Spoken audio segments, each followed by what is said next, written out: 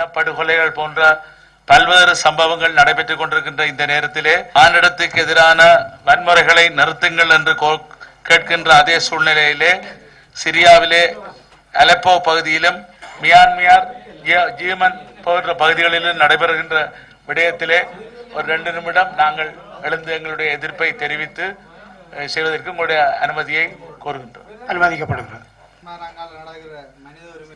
ஒரு 2 நிமிடங்கள் அந்த விவரமான விடயத்தை பதிவேட்டுக்காக நான் சமர்ப்பிக்க விரும்புகின்றேன். சிரியாவின் அலப்பே, மியான்மர், டொரங்கியா மற்றும் ஏமன் தேசங்களிலும் உலகின் மூலை முடுக்குகளிலும் தினமும் மனித பேரவலங்கள் தொடர்ந்து வண்ணமே இருக்கின்றன. 2009 எமது தேசம் எதிர்நோக்கிய மனித பேரவலத்துக்கு ஈடான மற்றொரு நிகழ்வாகவே இவை அமைந்திருக்கின்றன. நாம் மிக நவீனமான காலத்திலே வாழ்கிறோம். உலகை உள்ளங்கைக்குள் பொத்தி பிடிக்கின்ற காலத்தில் வாழ்கின்றோம். சோசியல் மீடியா யுகத்தில் வாழ்கின்றோம். சமூக வலைத்தளம் என்று சொல்லப்படுகின்றன. உலகின் எந்த மூலை முழுக்களிலும் நடக்கும் நிகழ்வுகள் உடனுக்குடன் நம்மை வந்தடைகின்றன. உலக வல்லரசுகள் உலக அமைதிக்காக அயராது உழைக்கின்றார்கள். சர்வதேச சட்டங்களும் உடன்படிக்கைகளும் உலகில் மனித அவலத்தை இல்லாமலாக்க வேண்டும் என்ற நோக்கோடு தொடர்ந்து மேற்கொள்ளப்படுகின்றன. பிரச்சனைகளை ராஜதந்திர ரீதியில் தீர்த்து வைப்பதற்கும் அவற்றை ராஜதந்திர ரீதியில் அணுகுவதற்கும் பல்வேறு முயற்சிகள் நடக்கின்றன. இருந்தும் நாம் இப்போது வாழ்கின்ற உலகில் இவ்வாறான மோசமான நிகழ்வுகள் இடம்பெற்றுக் கொண்டிருக்கின்றன என்பது மனவேதனையை அளிக்கின்றது. இன, மத, மொழி, நிற, சாதி வேறுபாடுகளுக்கு அப்பால் மனிதாபிமானமும் காக்கப்பட வேண்டும் என்பதே எல்லோரதும் எதிர்பார்ப்பாகும். ஆனால் துரதிர்ஷ்டவசமாக நாம் வாழ்கின்ற இதே காலத்தில் எண்ணிலடங்கா மனித அவலங்கள் தொடர்ந்து அரங்கேறிக் கொண்டிருக்கின்றன. உண்மைகளை எடுத்துரைத்து மனிதாபிமானத்தை காத்து உலக அதிகார போட்டியில் மனிதத்தை பலிகடாவாக்கும் செயற்பாடுகளை உடனடியாக நிறுத்தி மனித பேரவலங்களை இல்லாமலாக்க உலகம் கரிசனை கொள்ள வேண்டும். அதற்கான காத்திரமான நடவடிக்கைகள் முன்னெடுக்கப்பட வேண்டும். இதனை இன்றைய அமர்விலே வலியுறுத்தி உலகுக்கான செய்தியாக இதனை முன்வைக்கின்றோம். நன்றி. பாதத்தின் தொடர்பாக பல்வேறு ஆக்கப்பூர்வமான கருத்துக்கள், விமர்சனங்கள், பாராட்டுக்கள் என பல விஷயங்கள் வந்திருக்கின்றன. சில விடயங்களை நான் தொட்டுச் செல்ல விரும்புகிறேன். ஒன்று, இந்த புள்ளி விவரங்கள், இந்த விடயங்கள் சொல்லப்பட்ட போது உண்மையிலேயே மிகவும் கவர்ச்சிகரமாக இருந்தது. என்னுடைய கேள்விகள் எல்லாம் எந்த அளவிற்கு இவை இந்த புள்ளி விவரங்கள் ஒரு உறுதியான அடிப்படையை கொண்டவை அல்லது சரியானவை என்பது. இரண்டாவது, இதனுடைய சஸ்டைனபிலிட்டி, அது எந்த அளவிற்கு உறுதிப்படுத்தப்படுகிறது, இந்த செயற்பாடுகளினுடைய நிலை பேறான தன்மை எந்த அளவுக்கு உறுதிப்படுத்தப்பட்ட வகையில் இந்த செயற்பாடுகள் நடக்கின்றன அல்லது ஒரு அடோக்காக அவசரமாக நடக்கிறதா என்பது பற்றி அமைச்சர் அவர்கள் தனது இறுதியுரையிலே குறிப்பிட்டால் அது எல்லோருக்கும் பயனுள்ளதாக இருக்கும் என்று நம்புகின்றேன். குறிப்பாக சில விடயங்களை மட்டும் இங்கே எடுக்கின்றேன். பால் உற்பத்தி தொடர்பாக தொடர்ச்சியான வளர்ச்சி இங்கே குறிப்பிடப்பட்டிருக்கிறது.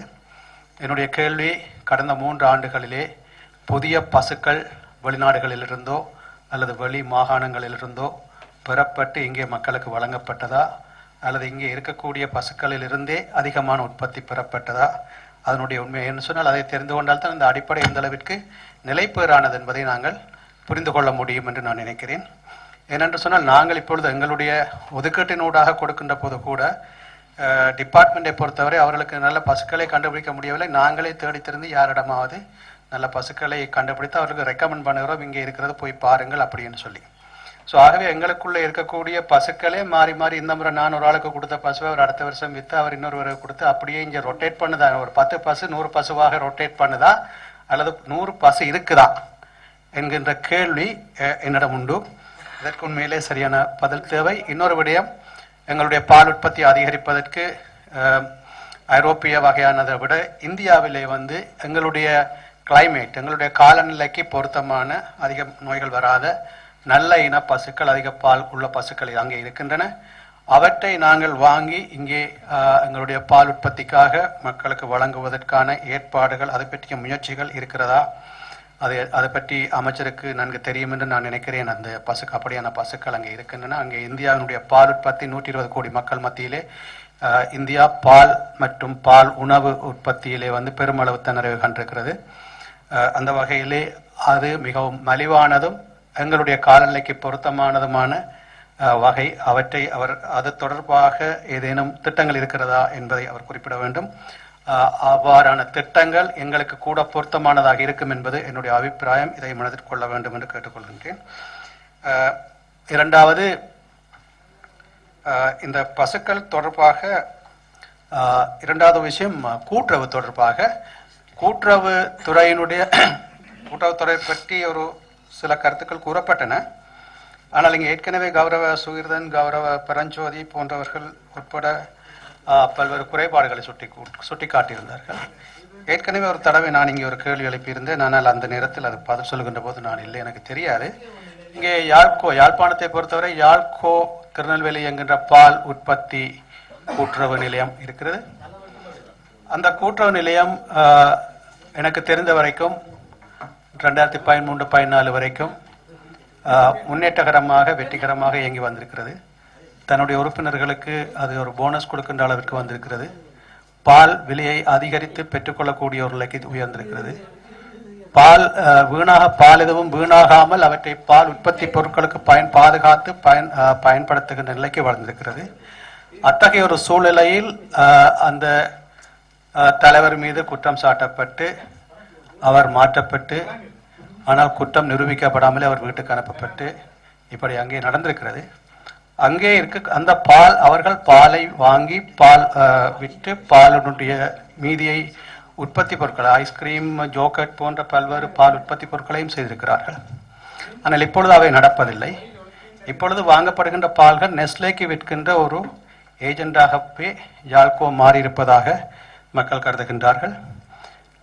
அங்கே நிறைய, அதாவது அந்த பால் உற்பத்தி என்பது விஸ்தரித்து கொண்டு வளர்ந்து கொண்டு செல்ல வேண்டியது, மாறாக அது தன்னுடைய வேலைகளை சுருக்கி கொண்டிருப்பதாகவே பல்வேறு குறைபாடுகளும் முறைப்பாடுகளும் எங்களுக்கு வந்து கொண்டிருக்கின்றன.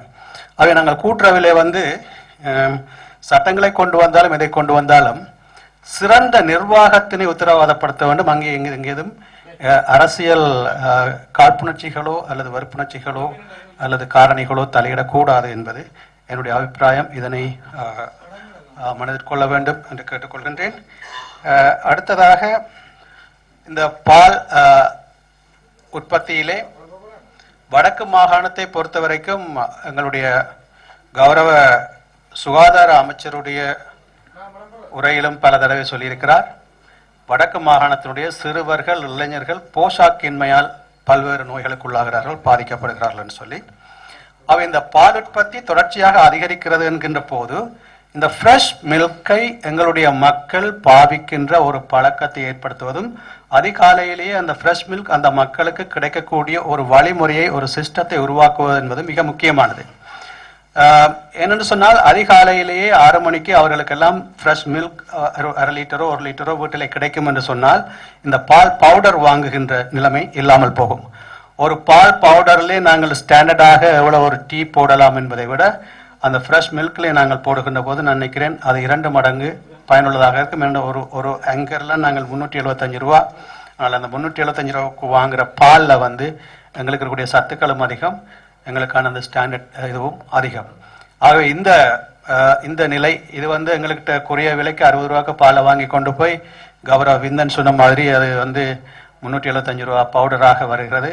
நாங்கள் எங்களுடைய எப்படி ரப்பரை விற்று போட்டு டயரை வாங்கி 5 ரூபாய்க்கு ரப்பரை விற்று போட்டு 500 ரூபாய்க்கு டயர் வாங்குகிறோமோ அது மாதிரியான ஒரு நடவடிக்கையாகவே நான் கருதுகிறேன்.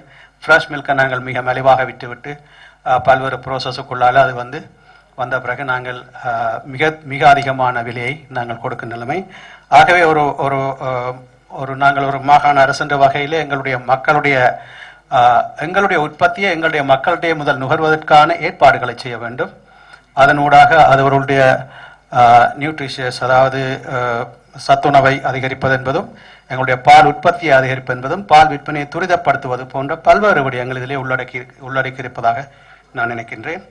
ஆகவே இந்த விடயம் ஒரு உற்பத்தி என்ற வகையிலே இதனை கணக்கில் எடுக்க வேண்டும். அதே போன்று இந்த கூட்டுறவு துறையை எடுத்துக் கொண்டால் இன்றைக்கு கூட்டுறவு தொடர்பாக பல்வேறு திட்டங்கள் 100 நாள் திட்டங்கள் இருப்பதாக கூறப்பட்டாலும், இன்றைக்கும் எங்களுக்கு தெரிந்து நிறைய பேர் தங்கள் வேலையிலிருந்து ரிட்டையர் ஆகின்ற வரைக்கும் நிறைய பேர் பல்வேறு காலத்து சம்பளங்கள் அரியசல் இன்னும் கொடுக்கப்படாமல் வெளியிலே நிற்கின்றவர்கள் இருக்கிறார்கள்.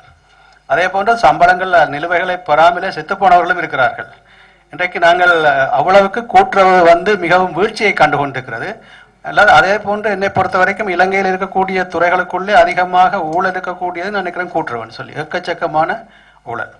ஆகவே இவற்றையெல்லாம் இதிலிருந்து அடிப்படையான மாற்றங்கள் தேவை. கூட்டுறவை திருப்பி வளர்ப்பது என்று சொன்னால் என்னை பொறுத்தவரை இன்னைக்கு கூட்டுறவினுடைய பல செயற்பாடுகளுக்கு மல்டிநேஷனல் கம்பெனிஸ் உட்பட மிகப்பெரிய என்ன சொல்றது ஷாப்பிங் பெரிய சூப்பர் மார்க்கெட்ஸ் மிகப்பெரிய சூப்பர் மார்க்கெட்ஸ் போன்றவை எல்லாம் வந்து கூட்டுறவுத்துறைக்கு மிக சவாலாக வளர்ந்துவிட்ட நிலையில் கூட்டுறவுத்துறை தன்னை மீள் புனரமைப்பு செய்ய வேண்டிய அடிப்படையில் இருந்து மிகப்பெரிய ஒரு மாற்றத்தினை செய்ய வேண்டிய தேவை இருக்கிறது.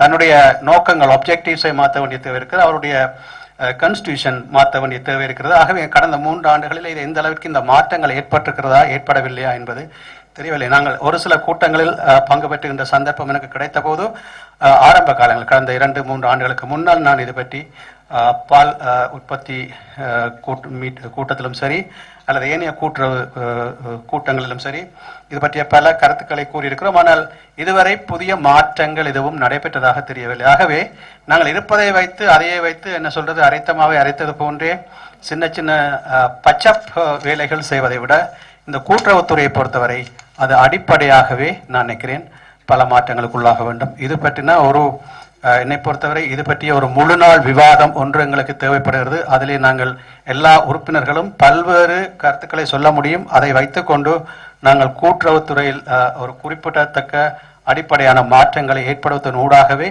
அதனை வளர்க்க முடியும் என்று நான் கருதுகின்றேன். இறுதியாக விவசாயம் பற்றி எங்களுடைய விவசாயத்துறையிலே தொடர்ச்சியான வளர்ச்சி பற்றியும் கூறப்பட்டது. ஏற்கனவே கௌரவ தர்மலிங்கம் அவர்கள் கூறினது போல விவசாயிகளுடைய கஷ்டம் 2 விடயங்கள் இங்கே நான் யோசிக்கின்றேன். ஒன்று, எங்களுடைய விவசாயம் செய்யப்படுகின்ற நிலப்பரப்பு அதிகரிக்கப்படுகிறதா? கடந்த 3 ஆண்டுகளிலே விவசாயம் செய்பவர்களுடைய தொகை கூடியிருக்கிறதா? விவசாயத்தினுடைய ஈடுபடுகின்ற மக்களுடைய தொகை கூடியிருக்கிறதா? விவசாயம் செய்யப்படுகின்ற நிலப்பரப்பு அதிகரித்திருக்கிறதா? இவை 2 மிக முக்கியமான விடயங்கள் என்று நான் நினைக்கிறேன். நாங்கள் எங்களுடைய சஸ்டைனபிலிட்டியை பற்றி நாங்கள் பார்ப்பதற்கு என்னென்று சொன்னால் வடக்கு மாகாணத்தை பொறுத்தவரை உங்களுக்கு தெரியும் உப உணவு பயிர்கள் மிக முக்கியமானவை, பழங்களும் உப உணவு பயிர்களும். ஆனால் வடக்கு மாகாணத்தினுடைய மிக பிரதானமான செம்மண் பிரதேசம் என்பது மிக விரைவாக கட்டடங்களுக்கு உள்ளாகி கொண்டு அந்த இடங்கள் அழிந்து கொண்டிருக்கின்றன. விவசாயம் தவிர்ந்த ஏனைய விடயங்களுக்காக அவை பயன்படுத்தப்பட்டு கொண்டிருக்கின்றன. எதிர்காலத்தில் நான் ஏற்கனவே ஒரு கட்டத்தில் கடந்த சில அமர்வுகளுக்கு முன்னால் கூறியது போல நாங்கள் காய்கறி பழங்கள் போன்றவற்றிற்கெல்லாம் வேறு இடங்களில் கையேந்த வேண்டிய ஒரு நிலைமையை நோக்கி அபாயத்தை நோக்கி நாங்கள் சென்று கொண்டிருக்கிறோம். எங்களுக்கு நிலம் இல்லை என்று சொன்னால் அமைச்சே விவசாயத்துக்கான அமைச்சே தேவைப்படாமல் போய்விடும். அவை நில பாதுகாப்பு என்பது மிக மிக முக்கியமானது. அதற்கான நடவடிக்கைகளை நாங்கள் துரிதமாக எடுக்க வேண்டும். அது தொடர்பான செயற்பாடுகளையும் கணக்கில் எடுக்க வேண்டும் என்று கேட்டுக்கொண்டு வாய்ப்புக்கு நன்றி கூறி அமைகிறேன். நன்றி, வணக்கம். நன்றி. கௌரவ சிவயோகன் அவர்கள். உரையிலே எனது விவசாயத்தினுடைய முதுகெலும்பாக இருக்கின்ற முல்லைத்தீவு மாவட்டத்தினுடைய மேற்கு பக்கத்திலிருந்து எனது குரலை உங்கள் முன் வைப்பதிலே பெருமை அடைகின்றேன். முக்கியமாக நான் எனது கட்சியினுடைய விவசாயத்துக்கும் கூட்டுறவுக்கும் பொறுப்பாளரான ஒரு செயலாளராக கடந்த பல ஆண்டுகளாக இருக்கின்றேன். அதே போன்று கூட்டுறவினுடைய தேசிய மட்ட இயக்குநராக பல ஆண்டுகள் 30 ஆண்டுகளுக்கு மேலாக சேவையாற்றி இருக்கின்றேன். இப்படிப்பட்ட பின்பலங்களை கொண்ட நிகழ்ச்சியிலே பேசுவதிலே நான் பெரும் மகிழ்ச்சி அடைகின்றேன். உண்மையிலே நான் ஒரு விவசாயி என்று சொல்வதிலே முதன்மையாக பெருமை அடைகின்றேன். எங்களை பொறுத்த மட்டிலே பல விஷயங்கள் இருக்கின்றன. விவசாய அமைச்சருடைய பாதிட்ட அறிக்கையை கேட்டேன், மகிழ்ந்தேன். சில விஷயங்களிலே எனக்கு அதில் எதிர்ப்பும் இருக்கின்றது. முக்கியமாக அவர் கூட்டுறவிலே கடும் நாட்டம் எடுக்காததும் செயற்படாமையும் என்னால் கண்டுகொள்ளப்பட்டுள்ளது. முக்கியமாக இந்த அம்மாச்சி உணவகங்கள் பற்றி பேசினார். அந்த உணவகங்கள் நல்ல முறையிலே இயங்குகின்றது. நானும் இடையிடையே அந்த உணவகங்களிலே சாப்பிடுகின்றேன். அந்த உணவகங்களை 34 டிவிஷன்லே எங்களுடைய பிரதேச ரீதியாக அதை கொண்டு செல்ல வேண்டும் என்று அவரை முதன்மையாக வேண்டிக் கொள்கின்றேன். அடுத்ததாக எமது பிரதேச எமது மாவட்டம் மாவட்டம் உட்பட வடமாகாணம் விவசாயத்திலையும் கால்நடையிலையும் தான் தங்கி இருக்கின்றது என்பதை நாம் மறந்துவிடக் கூடாது. கால்நடையும் விவசாயம் எங்கள் நாட்டிலே வளம் பெறுமானால் கூட்டுறவு அதனாலே நிச்சயமாக வளம் பெறும். அந்த வளத்தை நோக்கி செயல்பட வேண்டிய முக்கிய அமைச்சு இந்த விவசாய அமைச்சு என்பதை நீங்க மறந்துவிடக் கூடாது. அந்த ரீதியிலே செயல்பாட்டு திட்டங்களை வகுத்து எங்கு நாங்கள் பணம் பெற முடியும் என்பதை சிந்தித்து செயல்பட்டால் நிச்சயமாக 2 ஆண்டுகளுக்கு வருகின்ற இந்த 2 ஆண்டுகளுக்கு இடையிலே நாம் எமது திட்டங்களை நிறைவேற்றக்கூடிய வாய்ப்புகள் இருக்கும் என்பதை இந்த சபையிலே சுட்டிக்காட்ட விரும்புகின்றேன். சேவாலங்காவினாலே அடிஞ்சியங்குளத்திலே கட்டப்பட்ட கட்டிடமும் காணி 50 ஏக்கரும் உள்ள இடம் எமது விவசாய அமைச்சு பாரமெடுப்பதை இட்டு நான் பெருமை அடைகின்றேன். அதே நேரத்திலே அதை பெறுவதற்கு வேறு பலர் முயற்சிக்கின்றார்கள். மிக விரைவாக அந்த கட்டிடத்தை பொறுப்பேற்று விரைவான திட்டங்களை முன்னெடுக்க வேண்டும் என்று இங்கே நான் வேண்டிக் கொள்கின்றேன். கூட்டுறவு நிதி சட்டம் விரைவிலே நிறைவேற்றப்படுமானால் இந்த கூட்டுறவினுடைய வளர்ச்சியை முன்கொண்டு வர முடியும் என்று சற்று முன்னர் அவர் எனக்கு தெரிவித்தார்.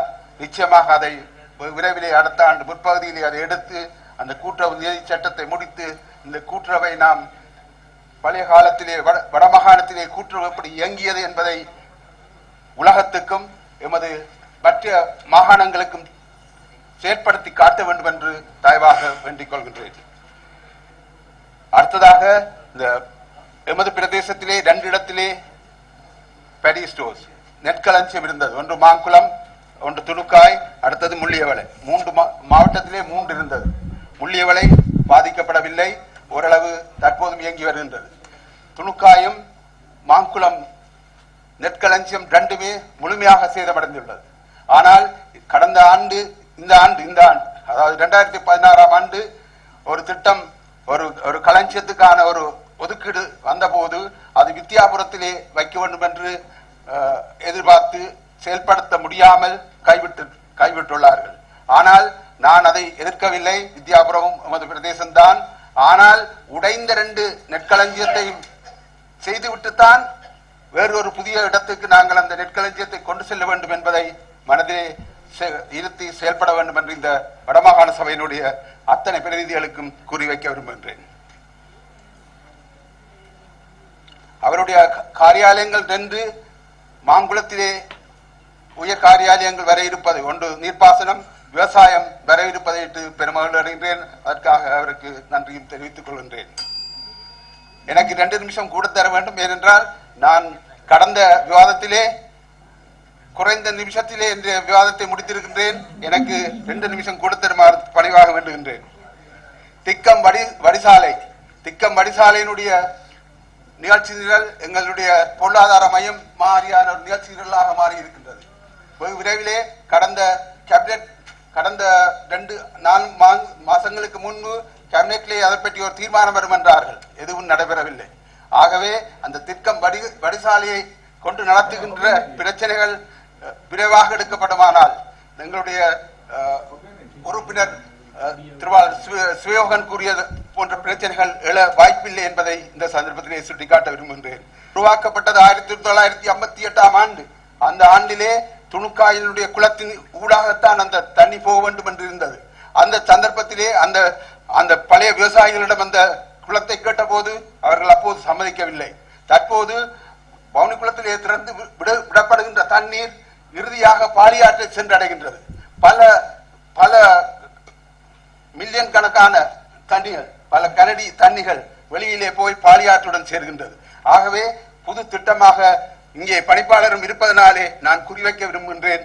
நிச்சயமாக அந்த குளத்தை எடுத்து துணுக்காய் குளத்தினூடாக அனுப்புவதன் மூலம் மிச்சமாக வருகிற தண்ணியை துணுக்காயிலே தேக்கி வைக்க முடியும் என்று இந்த சந்தர்ப்பத்திலே உங்கள் யாவருக்கும் குறிவைக்க விரும்புகின்றேன்.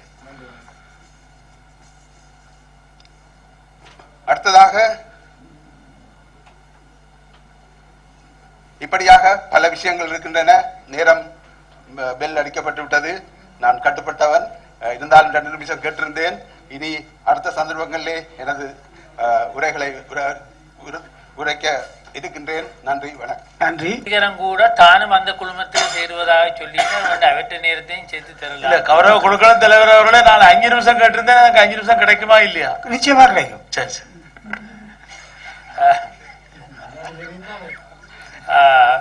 அதனால என்னுடைய நேரத்தை உங்களுக்கு தெரியும், நான் உங்களுடைய கஷ்டத்தை உணர்கின்றேன். ஆனால் எல்லாருக்கும் பொதுவாக கதைக்க வேண்டியிருந்ததாலே நீங்கள் அதில் கொஞ்சம் தாராளமான பொருளத்துடன் நடப்பீங்கள் கேட்டுக்கொண்டு, கௌரவ சில விடயங்களை நான் தூசி தட்ட வேண்டி கிடக்குது. கௌரவ அமைச்சர் அங்கிரணேசன் அவர்கள் இந்த சில விடயங்களை தெளிவாக நல்ல தமிழிலே கூறுகின்றார். கேட்பதற்கு அழகாக இருந்தது. 2 வேலை திட்டம் இவ்வாறு நடக்கின்றது என்று எவ்வளவு 800 மில்லியன் 25,000 மில்லியனுக்குரிய வேலை திட்டத்தை நாங்கள் வேண்டாம் என்று உதறி தள்ளிவிட்டு 2 யாழ்ப்பாண நீர் வழங்கு திட்டம் 2014 ஆண்டு பிப்ரவரி மாதத்தில் ஆரம்பிக்கப்பட இருந்ததை வேண்டாம் என்று $164 மில்லியன்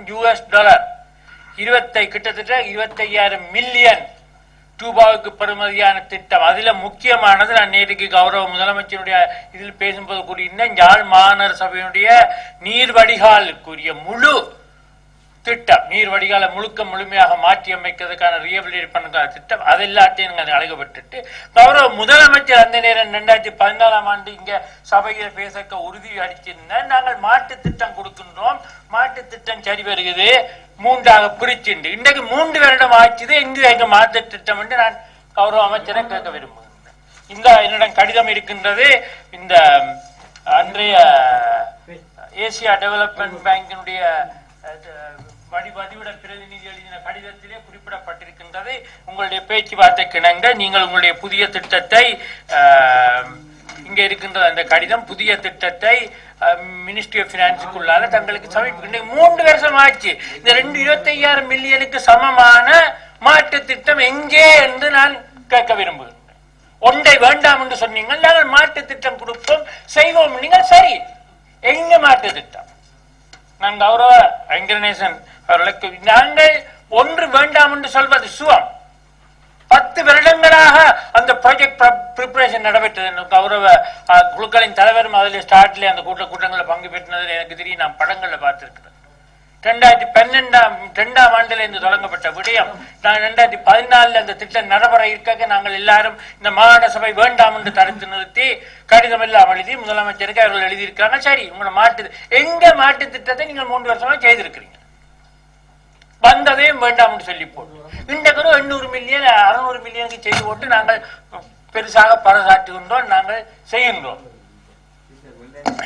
அது மட்டும் இல்லை, அன்றைக்கு நான் கௌரவ விவசாய அமைச்சர் என்னை மன்னிக்க வேண்டும். அன்றைக்கு நான் இந்த சபையில் இதை பற்றி பிரஸ்தாபித்ததை அந்தண்டு பின்னேறம் ஊடகங்களுக்கு ஒவ்வொரு ஊடகமாக ஏறி சென்று போட வேண்டாம் என்று விவசாய அமைச்சர் சொன்னதாக கூட இன்றைக்கு விடயங்கள் கசிகின்றது.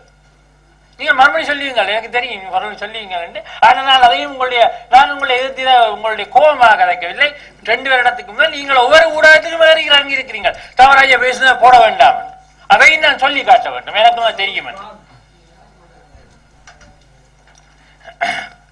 அடுத்தது, நீங்கள் அந்த நேரம் ஒரு எக்ஸ்பர்ட் கமிட்டி போட்டு அந்த நிபுணர்கள் குழு நீங்கள் பேசினீர்கள். அந்த நிபுணர்கள் குழுவின் அறிக்கை இன்றைக்கு இருக்க மீள் பரிசீலனை செய்யுங்கள். அந்த நிபுணர்கள் குழு அறிக்கையிலே கூறப்பட்ட காலநிலை மாற்றங்கள் சொல்லும் போக்கான காரணிகளை இந்த 3 வருடம் இந்த காலநிலை மாற்றத்தில் நிகழ்ந்த நிகழ்வோட ஒப்பிட்டு பார்த்து நீங்கள் போட்ட நிபுணர்கள் உண்மையான நிபுணர்கள் தானே என்பதை நீங்கள் படிச்சு போட்டு வந்து எனக்கு மறுமொழி சொல்லுங்க. அந்த நிபுணர்கள் குழு அறிக்கையிலே காலநிலை மாற்றங்கள் தொடர்பான காரணிகளாக கூறப்பட்டவை இன்றைக்கு நடக்கின்ற இந்த காலநிலை 3 வருடமான காலநிலையோட ஒப்பிட்டு பார்த்து இவர்கள் உண்மையான நிபுணர்கள் தானே, இல்லாட்டி டிக்டேஷன் எழுதுகிறார்களா என்றதை நீங்கள் வந்து சொல்லுங்கள். அடுத்தது, இதோட இந்த குறிப்பிட்ட 2 விடயத்தை முடித்துக்கொண்டு அடுத்தது வருகின்ற, நீங்கள் நல்ல ஒரு விடயம் செய்திருக்கின்றீர்கள்.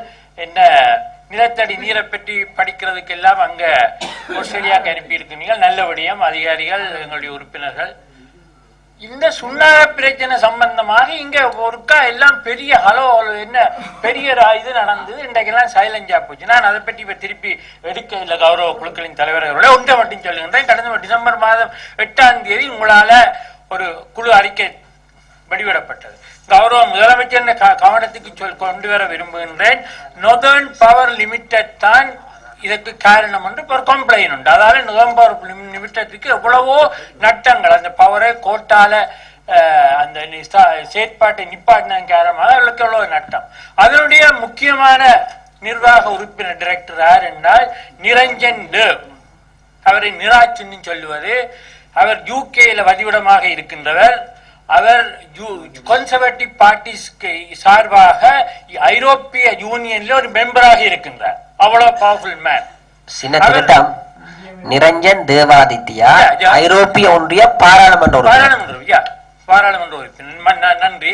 அவருடைய வெப்சைட்ல நீங்கள் போய் பார்க்கலாம். அவருடைய இன்கம் டிக்ளரேஷன்ல யூரோப்பிய யூனியன் பாராளுமன்ற உறுப்பினர்களுக்கு இன்கம் டிக்ளரேஷன் செய்யணும்.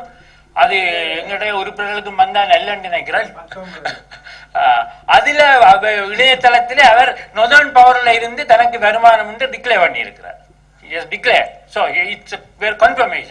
லண்டனை சேர்ந்த சில புலம்பெயர் இந்த வழி பகுதியை சேர்ந்தவர்கள் நிராட்சிக்கு எதிராக ஒரு வழக்கு பதிவு செய்கிறதுக்கு ஏற்பாடு செய்திருந்தார்கள். ஏனென்றால் அவர் அங்கே ஐரோப்பிய யூனியனுடைய என்வைரன்மெண்டல் இந்த சட்டங்களின் படி இன்னொரு நாட்டிலே சூழலை பாதிக்கின்ற விடயங்கள் அவர் சம்பந்தப்பட்டிருப்பாரா என்றால் யூரோப்பியன் யூனியன் மெம்பரா இருக்கலான்றது யூரோப்பியன் யூனியனுடைய பாராளுமன்ற சட்டத்திட்டத்தில் இருக்கு.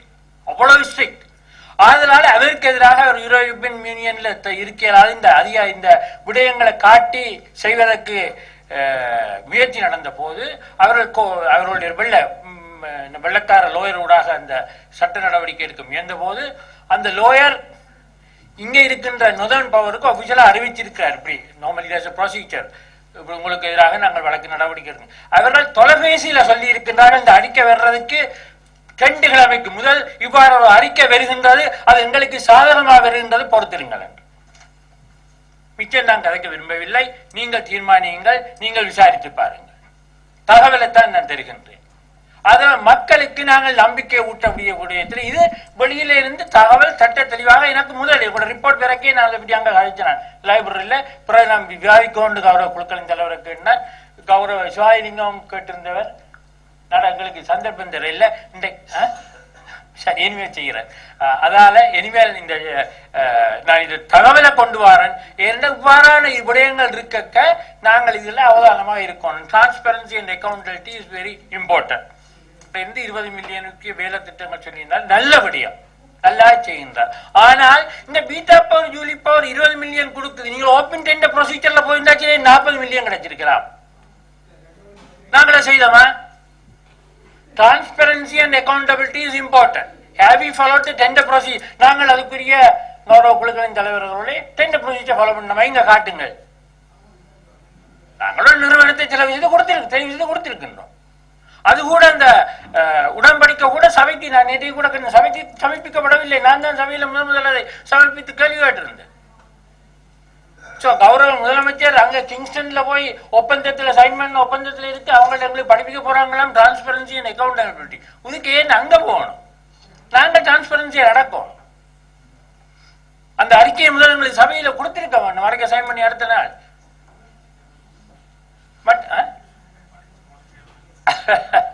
பட் அது ஓப்பன் டெண்டர் ப்ரொசீஜர்ல போயிருந்தா வெளிப்படைத்தன்மை நடந்ததுன்னா இன்றைக்கு 20 மில்லியனுக்கு அவர் செய்கிறவர் 40 மில்லியனுக்கு அவர் செய்து தங்களுடைய வேலை திட்டத்தை செல்லக்கூடிய இருந்திருக்கலாம்.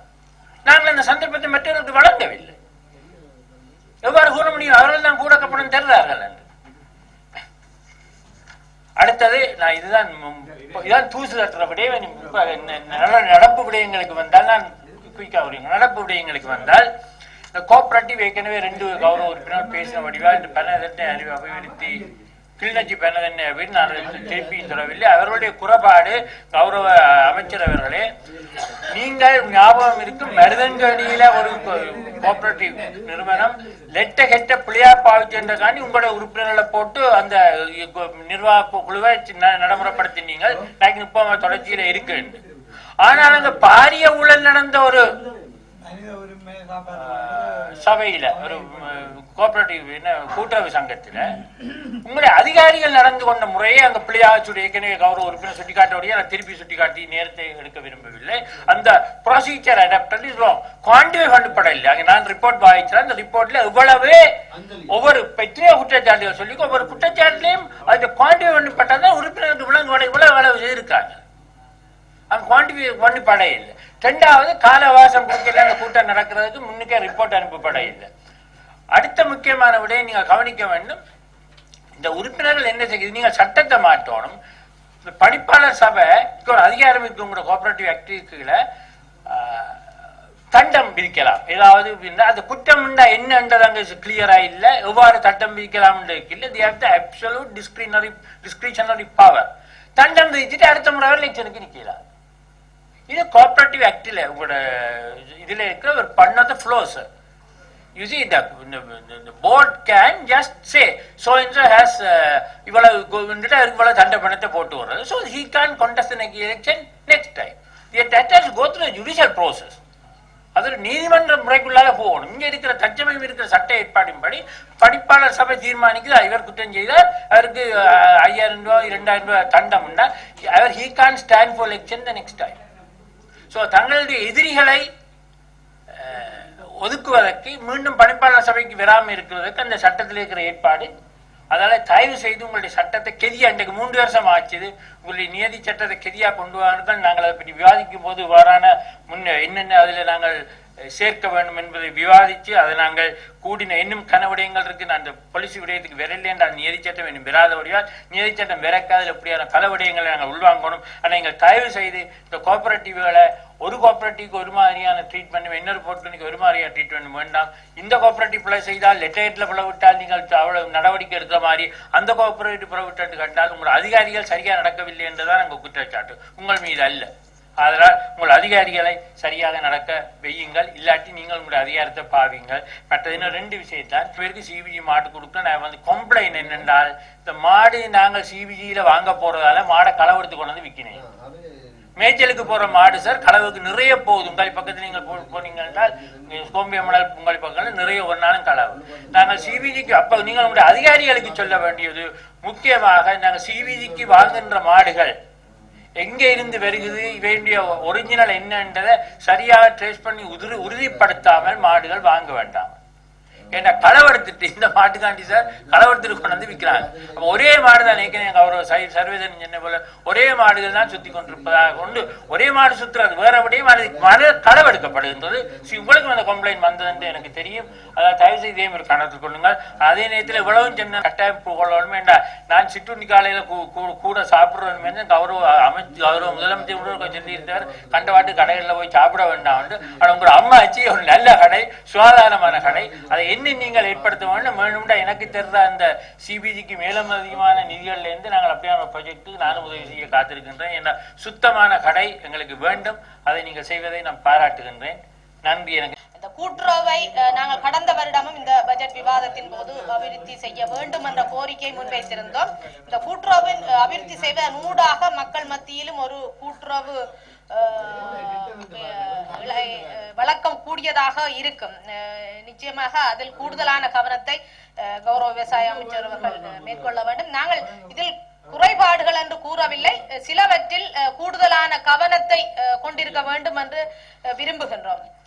அதே போன்று விவசாய அமைச்சர்கள் இந்த நல்லின மாடு ஆடுகளை கொள்வனவு செய்து வழங்கும் போது பயனாளிகள் தெரிவில் பலிகாமம் மேற்கு தென்மேற்கு கார்னர் பகுதிகளையும் உள்ளிட்டால் கூடுதலாக நல்லதாக இருக்கும். ஏனென்றால் காரைநகரை பொறுத்த மட்டில் அங்கு பிரதேச அபிவிருத்தி குழு கூட்டத்திலும் நாங்கள் பார்த்திருக்கிறோம். அங்கு கட்டாக்காலி மாடுகள் அவர்கள் அதனை பெரிதாக வளர்க்க நாட்டம் கொண்டவர்களாகவும் இல்லை. எனவே அதுக்கான ஒரு ஒழுங்குகளை மேற்கொண்டு ஒரு நல்ல இன இந்த கால்நடைகளை வருவித்து தர வேண்டும் என்று கேட்டுக்கொள்வதுடன் இந்த விவசாயிகள் உற்பத்தியாளர்களுடைய நலன் பேணப்பட வேண்டும். ஒரு கட்டுப்பாட்டு விலை ஒன்று இருக்க வேண்டும் என்று நாங்கள் எதிர்பார்க்கின்றோம். விவசாயிகளுடைய அந்த உற்பத்தி பொருட்களை மிக விலை குறைவாக கொள்வனவு செய்து வியாபாரிகள் தங்களுடைய லாபத்தை மிகவும் அதிகரித்த நிலையில் பேணக்கூடியதாக இருக்கின்றது. நான் சங்கானை பகுதியில் இருந்து நான் அதிகாலையில் ஓரளவு வருகின்ற போது நான் பார்க்கின்றேன், அவர்கள் அந்த உற்பத்தி பொருட்களை கொண்டு வந்த உடனே அவர்கள் இடையில் மறைத்து மிக குறைவான பணத்திற்கு அவர்கள் அதனை பெற்று செல்வதையும், பின்னர் இருக்கின்ற ஏனைய சந்தைகளை விட அந்த சந்தையில் மிக கூடுதலான அதிகரித்த விலையில் மரக்கறிகளை ஒவ்வொரு விலையில் ஒரு தொகுதியில் ஒரு விலையும் இன்னொரு தொகுதியில் இன்னொரு விலையுமாக ஒப்பீட்டு ரீதியில் ஏனைய சந்தைகளை விட அந்த சந்தையில் மரக்கறி மரக்கறிகளுடைய விலை அதிகரித்திருக்கின்றது. ஆனால் அதிகரிப்பது என்பதை விட இந்த விவசாயிகளுடைய சுரண்டல்களை தடுக்க வேண்டும் என்பதும் ஒரு கட்டுப்பாட்டு விலையை பேண வேண்டும் என்றும் கேட்டுக்கொள்கின்றேன். கடந்த நாங்கள் அழிவுக்கு முற்பட்ட காலத்தில் வன்னி பகுதியில் இந்த மீனவர்களுடைய மீன்களுடைய கட்டுப்பாட்டு விலையும் விவசாயிகளுடைய நெல் உற்பத்தி பொருட்கள் தொடர்பான கட்டுப்பாட்டு நிலையும் விடுதலை புலிகளால் பேணப்பட்டு வந்தது. உண்மையில் அதற்காக நான் இதில் கூறுவதில் பிரச்சனை இருக்க மாட்டது. கடற்புலிகளின் பக்கத்தில் தளபதி சூசி அவர்கள் அந்த மீனுடைய கட்டுப்பாட்டு விலையை பேணுவதில் மிகவும் ஆக்கப்பூர்வமான நடவடிக்கைகளையும் அழுத்தங்களையும் அங்கு பிரயோகித்திருந்தார். அதே போன்று விவசாயிகளுடைய நெல் உற்பத்தி விலை கட்டுப்பாட்டு விலை தொடர்பாக அங்கு மானியம் வழங்குவது தொடர்பாக தளபதி பால்ராஜ் அவர்கள் அதற்காக அந்த கடும் அழுத்தத்தை அங்கு பிரயோகித்திருந்த வகையில் அங்கு அவர்கள் ரெண்டு பகுதியுமே ஒரு பாதிப்பில்லாத நிலையில் இருந்தார்கள். ஆனால் இப்பொழுது இந்த ரெண்டு பகுதியுமே எல்லோராலும் கைவிடப்பட்டவர்களாக எங்கு போய் முறையிடுவது என்று தெரியாமல் இருக்கின்ற ஒரு நிலை. நிச்சயமாக விவசாய அமைச்சர் இந்த விவசாயிகளுடைய நலனில் அக்கறை கொள்ள வேண்டும். அடுத்ததாக இந்த பிளான் பகுதியில் உயிர் உரம் தயாரிக்கும் நிலையம் ஒன்று UNDP நிறுவனத்தினரால் வலிகாமம் மேற்கு பிரதேச செயலாளரால் 9.5 கோடி ரூபாவிற்கு தனிப்பட்ட ஒரு நிறுவனமாக அது வட்டுக்கோட்டை அபிவிருத்தி நிலையம் என்று கூறப்படுகின்ற ஒரு நிலையத்திற்கு அந்த உயிர் உரம் தயாரிக்கின்ற நிதி வழங்கப்பட்டிருந்தது. ஏற்கனவே விளான் பகுதியில் அந்த நிறுவனம் தயாரிக்கப்படும் போது மக்கள் அது என்ன நிறுவனம் என்று கேட்ட போது அது பல ஃபேக்டரி ஒன்று போடுவதாக கருத்து தெரிவிக்கப்பட்டிருந்தது. அதன் பிற்பாடு பிரதேச சபையினர் அதில் இந்த ஒரு நிறுவனத்தினுடைய வேலை திட்டம் தொடர்பாக வரப்போகின்றது, உங்களுடைய ஆட்சேபனையை தெரிவிக்குங்கள் என்று கேட்ட பொழுது விவசாயிகள் சம்மேளனம் பிரான்பட்டில் இருந்து பலர் கையெழுத்து போட்டு முதலமைச்சரிடம் 6ஆம் மாதத்தில் கையளிக்கப்பட்ட கடிதம்.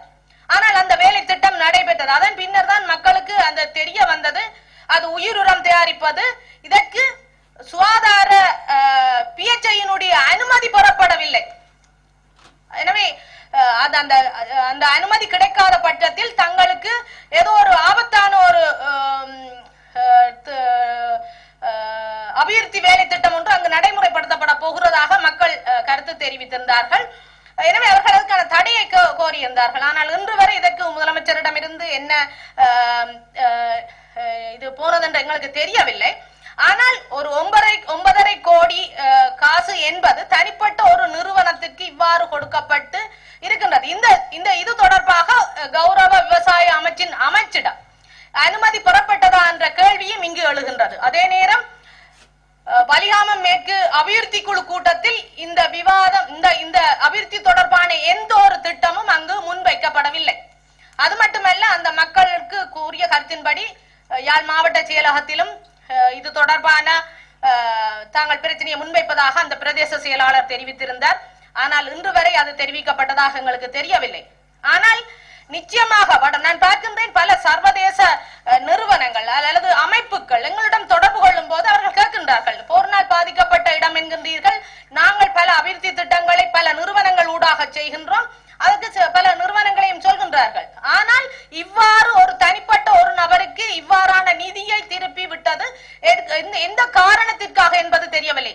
ஆனால் ஒரு வெளிப்படை தன்மை இல்லை, வடக்கு மாகாண சபையின் அனுமதி இல்லை. நிச்சயமாக விவசாய அமைச்சர் இது தொடர்பாக தங்களிடம் இந்த இவர்கள் UNDP நிறுவனத்தினர் இவ்வாறான அனுமதியை கோரினார்களா அல்லது அனுமதி வழங்கப்பட்டதா, இது தொடர்பாக அபிவிருத்திகள் செய்யப்படும் போது வடக்கு மாகாண சபையிடம் தெரிவிக்கப்படுகின்றதா என்ற எண்ணப்பாட்டையும் அந்த கருத்தினையும் கூற வேண்டும் என்று கேட்டுக்கொள்வதுடன் இவ்வாறான ஒரு மோசடி மக்களுக்கு உபயோகமற்ற மக்களின் அபிவிருத்தியில் பங்கு கொள்ள முடியாத திட்டங்கள் நடைமுறைப்படுத்துவர்கள் இந்த நிதிக்கு என்ன நடந்தது என்பது தொடர்பாக நிச்சயமாக இது மாவட்ட அரசாங்க அதிபரிடமும் முறையிட்டு FCID முறைப்பாடுகளை கொடுக்க வேண்டும் என்பது என்னுடைய கோரிக்கையாக இருக்கின்றது. அதே நேரம் இந்த கடந்த காலத்தில் அந்திராயன் ரப்பர் உற்பத்தியும் கூட கடந்த கால அமைச்சர் அவர்களால் 1.5 மில்லியன் ரூபாவில் அந்த தொற்பொருள் உற்பத்தி வழங்கப்பட்டது. அதன் பின்னர் UNDP-யினுடைய நிதியில் 6 மில்லியன் வழங்கப்பட்டிருந்தது. ஆனால் அந்த உற்பத்தியும் கூட நாங்கள் நினைத்த அளவுக்கு வலியாமம் மேற்கில் வெற்றி அடையவில்லை. எனவே வெற்றி அடையக்கூடிய திட்டங்களை நடைமுறைப்படுத்துவதற்கு உதவி செய்ய வேண்டும் என்று கேட்டுக்கொண்டு இந்த இல்லை தூர இருந்து வருகின்றவர்களுக்கு நீங்கள் கூடுதலான நேரம் கொடுப்பது போன்று யாழ்ப்பாணத்தில் இருந்து மிகவும் தூரத்தில் இருந்து வருகின்ற எனக்கும் ஒரு நிமிடத்தை தந்துதவ வேண்டும். ஒரே ஒரு பெண் பிரதிநிதி வேற நிச்சயமாக நிச்சயமாக இது என்டி அலுவலர்களை மற்றே குறிப்பிடாதீங்க. அதே நேரம் இந்த மாதம்பை கல் தொடர்பாக குழுக்களின் தலைவர்களே, இந்த மாதம்பை கல் தொடர்பாகவும் நாங்கள் கடந்த சபைகளிலும் பேசி இருக்கின்றோம்.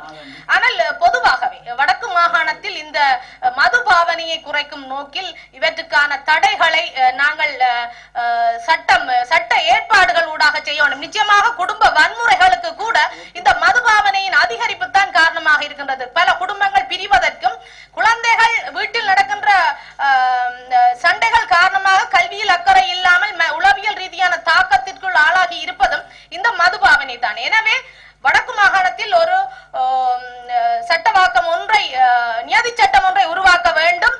இவ்வாறான மதுபாவனை வெளியிலிருந்து வருவதை தடை செய்வதுடன் இங்கிருக்கின்ற கல் உற்பத்தி செய்து வெளிக்கு அனுப்ப வேண்டும் என்று கேட்டுக்கொண்டு வாய்ப்புக்கு நன்றி கூறி அமர்கின்றேன். நன்றி.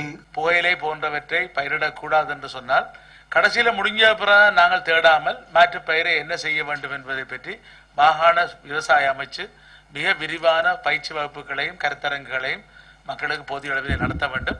ஏன்னா அவர்கள் தடுத்த பிறகு அதுக்கு அடுத்த விஷயத்துக்கு நாங்கள் ஓடி திரிய முடியாத ஒரு நிலைமை இருக்கிறது. ஏனென்றால் யாழ்ப்பாண மாவட்டத்திலே, வடமாகாணத்திலே, குறிப்பாக யாழ்ப்பாண மாவட்டத்திலே புகையிலை செய்கை மிக அதிகமாக உச்சமாக இருக்கிறது.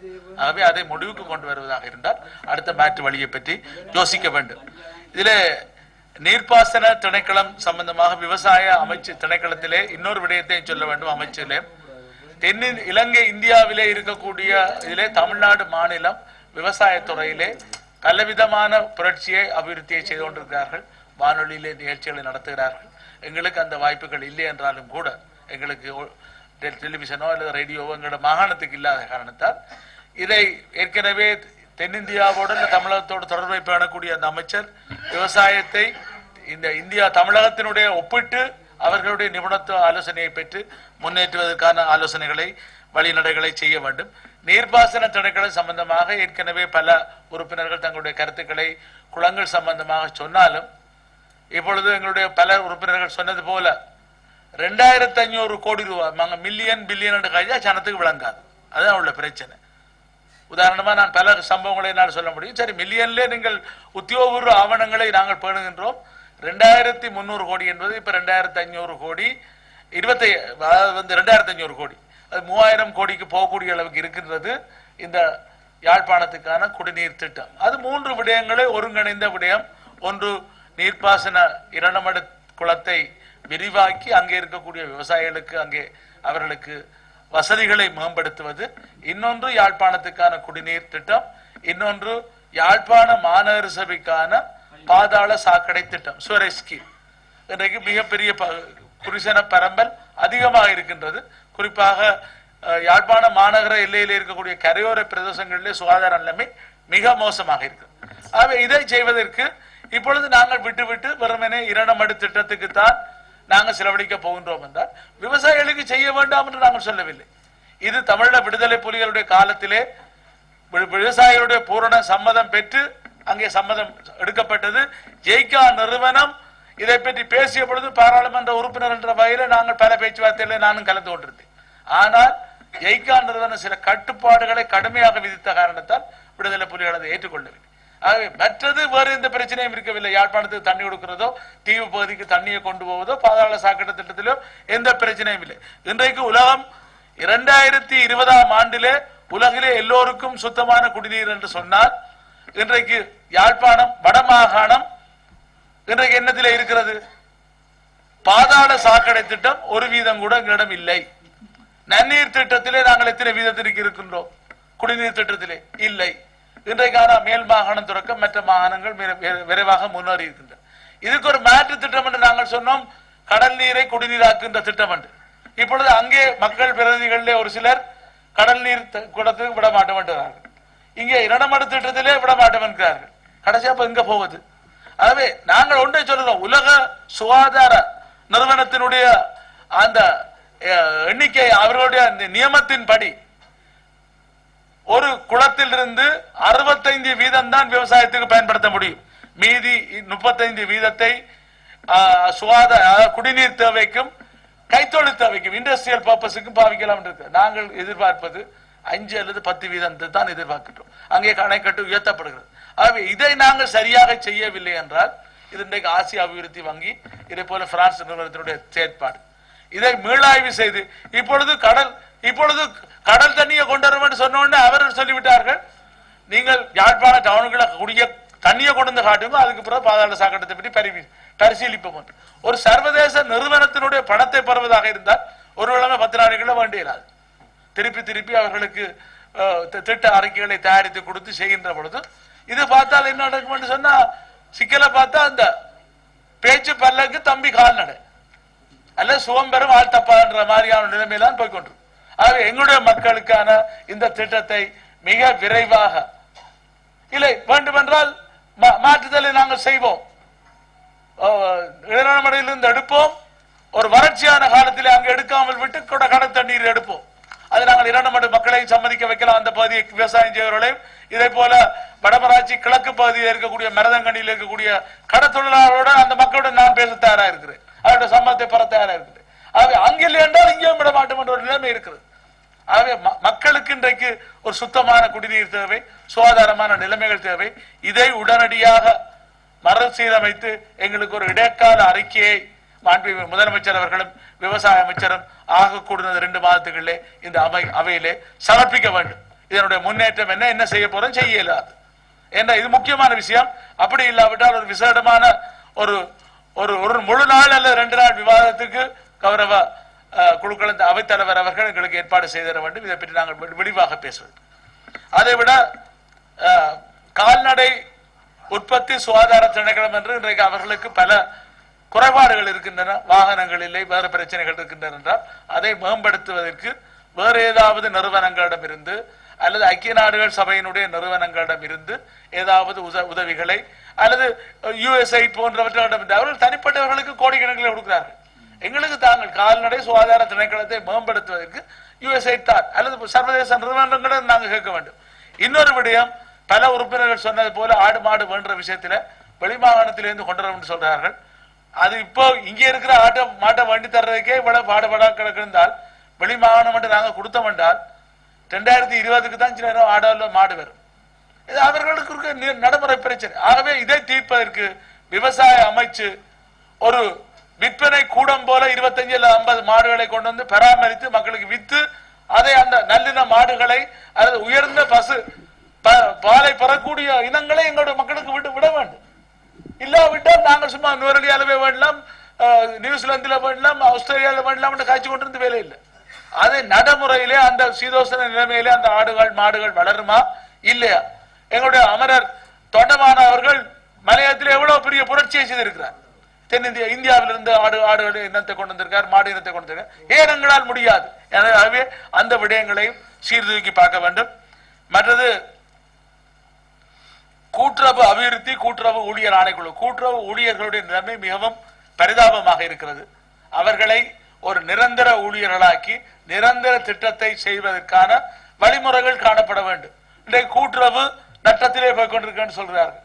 ஏன் கூட்டுறவு 90களிலே 2002ஆம் ஆண்டு புரிந்துணர்வு ஒப்பந்தம் தமிழக விடுதலை புலிகளுடைய தலைவர் மேதர் பிரபாகரன் அவர்களுக்கும் ரணில் விக்ரமசிங்கே அவர்களுக்கும் செய்யப்பட்டவுடன் நாங்கள் பல வற்புறுத்தியை தொடர்ந்து ஒவ்வொரு கூட்டுறவு சங்கங்களுக்கும் இவ்வளவு காசு புனர்வாழ்வு அமைச்சினால் கொடுக்க முடியுமாக இருந்தால் ஏன் இப்பொழுது ஆக குறைந்தது எங்கள் ஒவ்வொரு கூட்டுறவு சங்கத்துக்கும் வடக்கு கிழக்கிலே வடக்கு மாநிலம் தான் எங்களுடைய பொறுப்பில் இருக்கிறது. தலா 2 கோடி ரூபாயாவது அவர்கள் அந்த மேம்படுத்துவதற்காக அல்லது லோரிகளோ அல்லது மற்ற அவர்களுடைய வியாபாரத்தை பெருக்கக்கூடிய விதத்திலே இன்றைக்கு எத்தனையோ விதங்கள் முறைகள் வந்து கொண்டிருக்கின்றன. அந்த புதிய முறைகளை கோப் சிட்டி இருக்கிறார்கள். ஆனால் வறுமையை கோப் சிட்டி என்று படத்தை போட்டை போட்டு குந்தி இருக்கிற வேலை இல்லை. அல்லது அவர்களுக்கு இப்பொழுது விவசாய அமைச்சர் செய்தது போல இப்ப அம்மாச்சி உணவகத்தை பலரும் பாராட்டுகிறார். லாபத்திலே அவர்களுக்கு பங்கு. அப்படி ஒன்றை செய்து பார்க்கிற முயற்சியை நீங்க ஈடுபடுங்க. அப்பொழுது கூட்டுறவு ஊழியர்கள் அக்கறை காட்டுவார்கள். இது அவர்களுக்கு சம்பளமே 10,000, 5,000, 8,000 அது கூட கிடைக்குமா இல்லையா என்ற ஒரு நிலைமை இருக்கிறது. ஆகவே கூட்டுறவு துறையை முழுமையாக மறுமலர்ச்சி செய்வதற்கான முயற்சிகள் எடுக்கப்பட வேண்டும். இன்னொரு விடயம், இந்த கூட்டுறவு துறையிலே வரக்கூடிய இந்த தெங்கு பனம்பொருள் கூட்டுறவு சபைகள் வருகின்றன.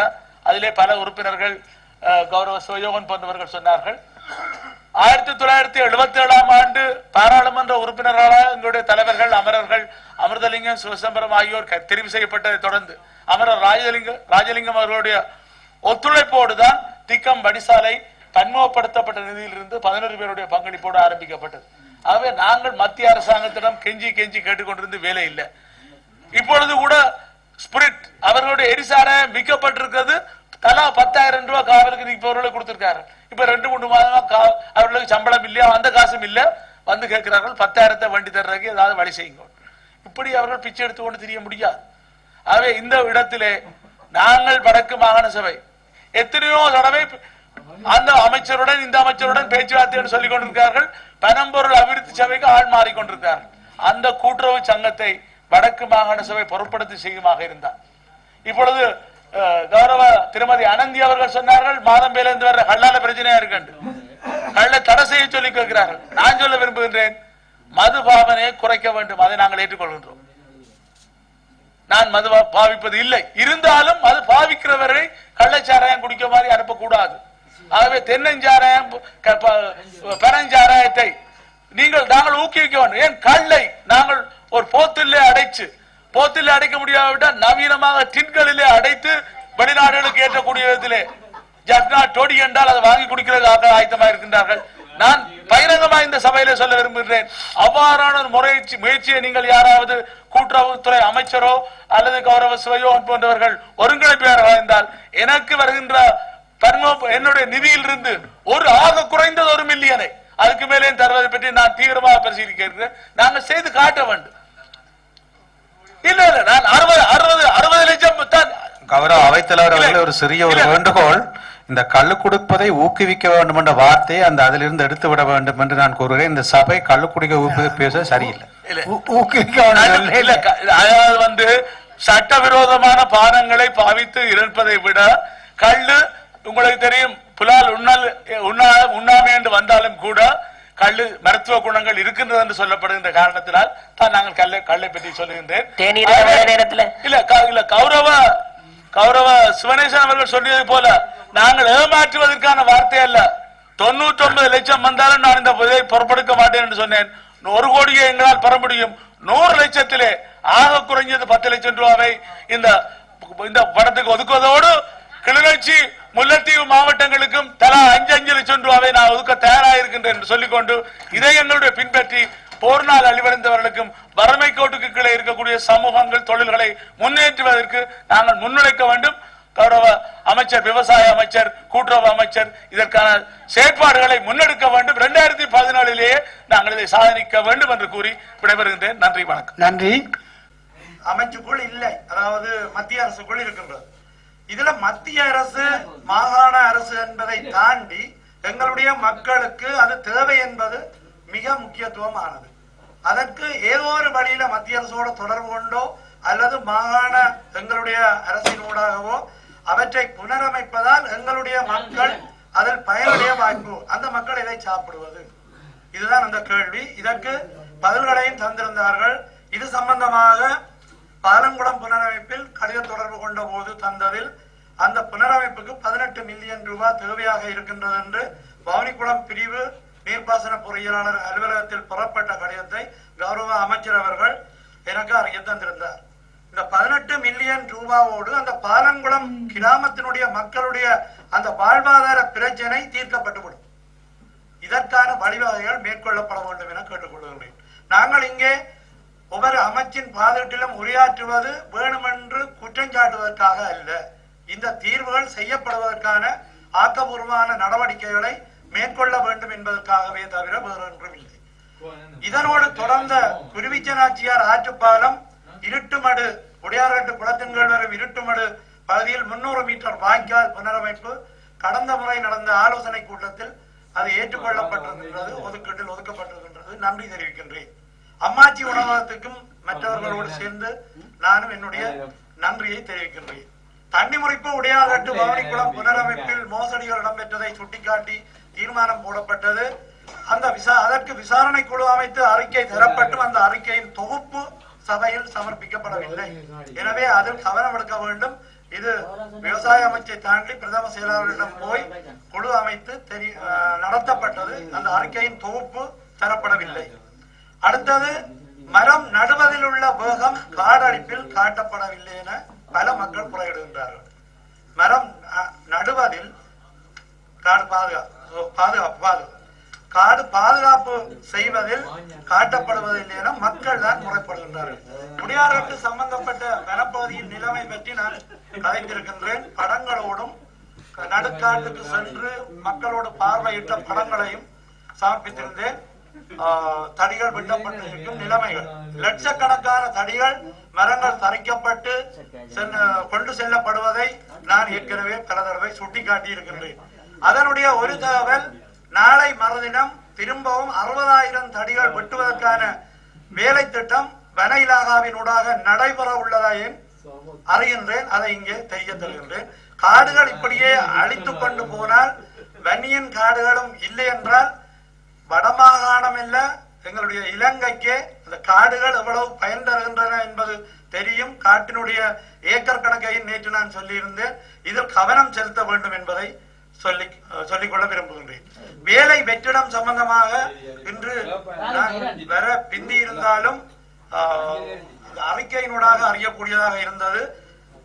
விவசாய போதனாசிரியர் தரம் 3 பகுதியில் 42 வெற்றிடங்கள் காணப்படுகின்றன. முல்லைத்தீவு பகுதியில் அந்த தற்போது நடைபெற்ற அந்த வெற்றிடத்துக்கான போட்டியில் 2 பேர் அதில் தெரிவு செய்யப்பட்டிருந்தார்கள். 2ஆம் இடத்துக்கும் 7ஆம் இடத்துக்கும். ஆனால் 2ஆம் இடத்தில் உள்ள அந்த ஒருவர் தான் நியமிப்புக்காக கடிதம் அனுப்பப்பட்டிருக்கின்றது. 7ஆம் இடத்தில் வந்தவருக்கு இல்லை. அப்படி என்றால் 42 பேர் வெற்றிடம் என்றால், அந்த போட்டி பரீட்சையிலே புள்ளிகள் எடுத்து 7ஆம் இடத்துக்கு வந்த அந்த குடும்பத்தின் நிலைமை என்ன, இதை பற்றி கௌரவ அமைச்சர் அவர்கள் அறிய தர வேண்டும் என கேட்டுக்கொள்கின்றேன். அவருடைய சகல அந்த விண்ணப்பத்தோடு சேர்ந்த சான்றிதழ்கள் எல்லாம் என்னிடம் இருக்கின்றன. இது தவிர கிணறு விடயத்திலே கௌரவ முதலமைச்சர் அவர்கள் அடிக்கடி சொல்லுவார், முல்லைத்தீவு மாவட்டத்துக்கு அமைச்சர்கள் இல்லை, நாங்கள் எல்லோரும் சேர்ந்து முல்லைத்தீவு மாவட்டத்தை கூடுதலாக கவனிப்போம் என்று சொல்லுகின்றார். ஆனால் நான் அமைச்சர்களை இதை குற்றம் சாட்ட வேண்டும் என்று இல்லை. எங்களோட விவசாய மக்கள் விடமாட்டார்கள். 61% விவசாயம் முல்லைத்தீவு மாவட்டம், 17% கடல் தொழில். இதை விட மீன்பிடி என்ற நன்னீர் மீன்பிடியும் இருக்கின்றன. இந்த கிணற்று விஷயத்தில் 242 கிணறுகள், விவசாய கிணறுகள் அமைக்கப்பட்டதாக சொல்லப்பட்டிருக்கின்றது. இதில் மன்னாரிலும் 27, வவுனியாவிலும் 18 வேறு ஒரு திட்டத்துக்காக அமைக்கப்பட்டதாக இருக்கின்றது. முல்லைத்தீவு என்று இதில் இல்லை. முல்லைத்தீவுக்கு எத்தனை கிணறுகள் உங்களால் இந்த விவசாயிகளுக்கு செய்யப்பட்டிருக்கின்றது என்ற விவரத்தை தர வேண்டும். ஏனென்றால் நாங்கள் அங்கு மக்களிடம் செல்ல முடியாது. மாகாணத்தில் ஒதுக்கப்பட்ட கிணறுகளில் முல்லைத்தீவு மாவட்டத்துக்கு விவசாய கிணறுகள் கிடைக்கவில்லை என்றால் முதலமைச்சர் அன்று சொன்ன கூற்று, ஏனென்றால் 5 மாவட்டமும் சமனாக பார்க்கின்றோம் என்று முதலமைச்சர் உட்பட, அமைச்சர்கள் உட்பட, எங்களுடைய உறுப்பினர்கள் உட்பட எல்லோரும் சொன்ன கூற்று பொய்யாகின்றது. ஏனென்றால் இந்த கிணறு விஷயத்தில் எங்களுக்கு தகுந்த பதில் தர வேண்டும் என கேட்டுக்கொள்கின்றேன். கருங்கல் அகழ்வு, ஏற்கனவே கருங்கல் அகழ்வு சம்பந்தமாக கதைத்து கௌரவ முதலமைச்சர் அவர்களுடைய பணிப்பின் பேரில் நாங்கள் எல்லோரும் அங்கு சென்று பார்வையிட்டிருந்தோம். கௌரவ விவசாய அமைச்சர் வந்திருந்தவர் அந்த பார்வையிட்டு அதில் மேற்கொண்ட நடவடிக்கையின் காரணமாக நான் அண்மையிலும் அந்த கருங்கல் அகழ்வு ஒட்டு சுட்டானில் நடைபெறும் இடத்திற்கு நேரடியாக சென்று அங்கு பார்த்த போதும் மிக வேதனையாக இருக்கின்றது. அடி வயிறு பத்தி எறிகின்றது என்று சொல்லுவார்களே அது. ஏனென்றால் அந்த எங்களுடைய பலம் அப்படியே அகலப்பட்டு அப்படியே வெளியில் போகின்றது கருங்கல் அகழ்வு. அதை அந்த கருங்கல் அகழ்வு செய்கிற இடத்திலே அதை மூடப்படணும் என்றது ஒரு நியதி. அது மூடப்படுறது கூட முழுமையாக மூடப்படவில்லை. அடுத்த இடத்தில் தோன்றுகின்றார்கள். ஒரு குறிப்பிட்ட அளவு தூரம் தான் அகல வேண்டும் என்றால் அது எத்தனையோ அடி நீங்கள் எல்லோரும் வந்து பார்த்த நீங்கள் நான் இதை ஏன் சொல்லுகின்றேன் பல தடவை இதை கதைத்திருக்கின்றேன். இப்போதும் அண்மையில் பார்த்த ஒரு விடயத்தை தான் சொல்லுகின்றேன். இது எங்களோட பலம் போறதுன்றதை தாண்டி எங்களோட இடமே போகும். பாதாளத்துலதான் ஒரு காலத்துல நாங்கள் படமாகணும் இருக்க போகின்றதான் என்னுடைய கருத்து. மணலும் அள்ளப்படுது, கிரவலும் அள்ளப்படுது, கருங்கல் அகழ்வு நடக்குது, சுற்றுச்சூழல் முழுக்க பாதிக்கப்படுது, காடும் அபகரிக்கப்படுது. இப்படியான நிலைமையில எல்லாம் அபகரிக்கப்பட்டு கொண்டு போயக்க அடுத்த ஒரு கீழ் நிலத்தில அத்திவாரம் போட்டு வீடு கட்ட வேண்டிய நிலைதான் சனத்துக்கு பெரும் ஒரு காலத்தில் என்றதை சுட்டி காட்டுறேன். அதிலே ஒரு கவனம் செலுத்த வேண்டும். கோழி வளர்ப்புக்கான சிபார்சு 10 பேருடைய பட்டியலை கௌரவ அமைச்சர் அவர்கள் எல்லோருக்கும் தந்திருந்தார். ஆனால் நாங்கள் இதுல குற்றஞ்சாட்ட வேண்டிய அமைச்சர், நாங்கள் சொன்னால் நீங்கள் உத்தியோகத்தினூடாக இதுகளை நீங்கள் செய்யணும் என்றதுக்காகத்தான். ஏன்னா இந்த கேள்விக்கு நாங்க பதில் சொல்லலாம கிடக்கும். அந்த 10 பேற்ற பட்டியலை நாங்கள் போய் அங்க எடுத்தோம். இப்ப கமலேஸ்வரன் அவர்கள், தியாகராஜா அவர்கள், இப்படி எல்லாம் பேரை நாங்கள் போட்டு அந்த ஆக்மெண்ட் எடுத்தோம். அது எங்களை பேசுதுகள் என்னண்டா, ஏன் பட்டியல் எடுத்த நீங்கள் என்னடா கோழி கொடுக்கல அவர்களுக்கு. இப்ப எங்களோட நிலைமையை பார்க்கணும் என்னண்டா, அல்லது பட்டியலை தந்திருக்க கூடாது, கேட்டு தந்திருக்க கூடாது. அந்த 10 பேருக்கு நாங்கள் என்ன பதில் சொல்றது? 10 பேருக்கு கோழி நீங்கள் கேட்ட லிஸ்ட்ல தான் நாங்கள் பேரை போட்டு தந்தாங்க. அதனால அதுல உரிய நடவடிக்கை எல்லாத்துக்கும் அது தர வேண்டாம். முன்னுக்கே தராம இருந்தா நான் இதுல குறையண்டல்ல, உண்மை நிலைமை. ஏன்னா நாங்களுக்கு சந்திக்கிறோம். நாங்கள் இப்ப வீட்டுல இருந்து கொண்டு அரசியல் வேலை பார்க்கிறோம் இது பெறாது. நாங்க கிராம இறங்கி போறோம். அதால இந்த குறை வருது. அப்ப இதுக்கு நான் என்ன பதில சொல்றது? மண் வகை பெரம்பல் சம்பந்தமான ஒரு விடயத்தை கேட்டிருந்தேன். கௌரவ முதலமைச்சர் எல்லோரும் கதைக்கிற ஒரு விடயம், எங்களுடைய படிக்காத அல்லது ஓயலுக்கு குறைந்தவர்களுக்கு வேலை வாய்ப்பு வழங்குவதற்கு பல திட்டங்களை உருவாக்க வேண்டும். அந்த திட்டங்களின் ஊடாக வேலை வாய்ப்புகளை வழங்க வேண்டும் என்ற கருத்து எல்லோர் மத்தியிலும் இருக்கின்றது. மாவட்டத்திலே 21,702 பேருக்கு வேலை இல்லை என்று நான் ஏற்கனவே சுட்டிக்காட்டி இருக்கின்றேன் முல்லைத்தீவு மாவட்டத்திலே. அப்போ 42,000 லட்சம் தான் குடும்பமே. அப்படியான நிலைமையில மண்பக பெரம்பல் இன்னும் ஒரு நிமிஷம் நாங்கள் வேணி மணி உணர்ந்து வச்சு அடிப்போம் இன்டர்வல் விட சொல்லி, நாங்கள் வேணி லஞ்ச் பிரேக் விட சொல்லி நாங்க மணி உணர்ந்து அடிக்க போறோம். உங்களுக்கு வடக்கு மாகாணத்தின் ஒவ்வொரு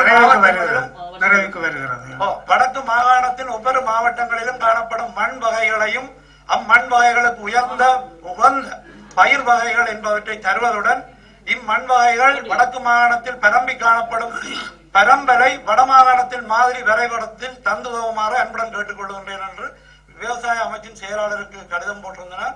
7/11/2016 பிரதி கௌரவ விவசாய அமைச்சருக்கும் போட்டிருந்தனர்.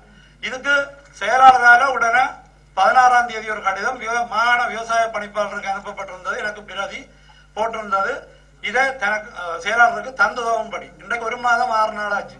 நேற்று ஒரு கருத்து சொன்னவர் எங்களோட தர்மலிங்கம் ஐயா அவர்கள் 1 கோடி ரூபாய்க்கு நாங்கள் 3 பேருட்ட விளக்கம் கேட்டிருந்தோம். இன்னும் தெரியலையண்டு மண்வக பெரம்பரை நாங்கள் கேட்டால்தான் என்ன பயிரை என்ன செய்யலாம் என்ற ஒரு அறிக்கையை பெற்று அந்த அறிக்கையினூடாக கௌரவ முதலமைச்சர் அவர்கள்ட்ட சமர்ப்பிச்சு 1 கோடி ரூபாய் எங்கள்கிட்ட கொண்டு வந்து தர முடியாதுதானே, சபையினூடாக செய்யறதுக்காக இந்த கடிதத்தை எழுத்து மூலமா நான் கேட்டிருந்தேன். அப்ப இதுல நான் அவையில குறைன்றதை தாண்டி உங்களோட சிலோ வேகம் குறைவு என்றதான் சொல்றேன். 1 மாதம் 6 நாள் கடந்து விட்டது. எழுத்து மூலமா தான் நான் எல்லாமே செய்து கொண்டிருக்கேன் கூடுதலாக. அப்ப இதுல கவனம் செலுத்தணும் என்றதுதான் எங்களுடைய நோக்கம். இதை விட மேலதிகமா நான் சொல்றதுக்கு இல்ல, வெள்ளடிச்சுட்டா நான் ஒட்டு விஷயத்த மாட்டோம். முல்லைத்தீவுல முந்தி 2 சினிமா தியேட்டர் இருந்தது ஐயா. சிவஜோதி சினிமா தியேட்டர், ஏசி 2 இருந்தது. அதுல படம் வந்து எல்லா தியேட்டர்லயும் இன்டர்வல் 1 தடவை தான் போடுறது. அங்க அந்த தியேட்டர்ல 15-16 தடவை விடும். இது ஏனென்றா அந்த சுத்தி ஓடிக்கொண்டு நிப்பாட்டி போடுவாங்க. செனவெல்லாம் கத்த பிறகு 5வது படம் போடுவேன். அந்த செய்யுந்தான் நான் சொல்றேன் விளங்குதுன்னு நினைக்கிறேன்.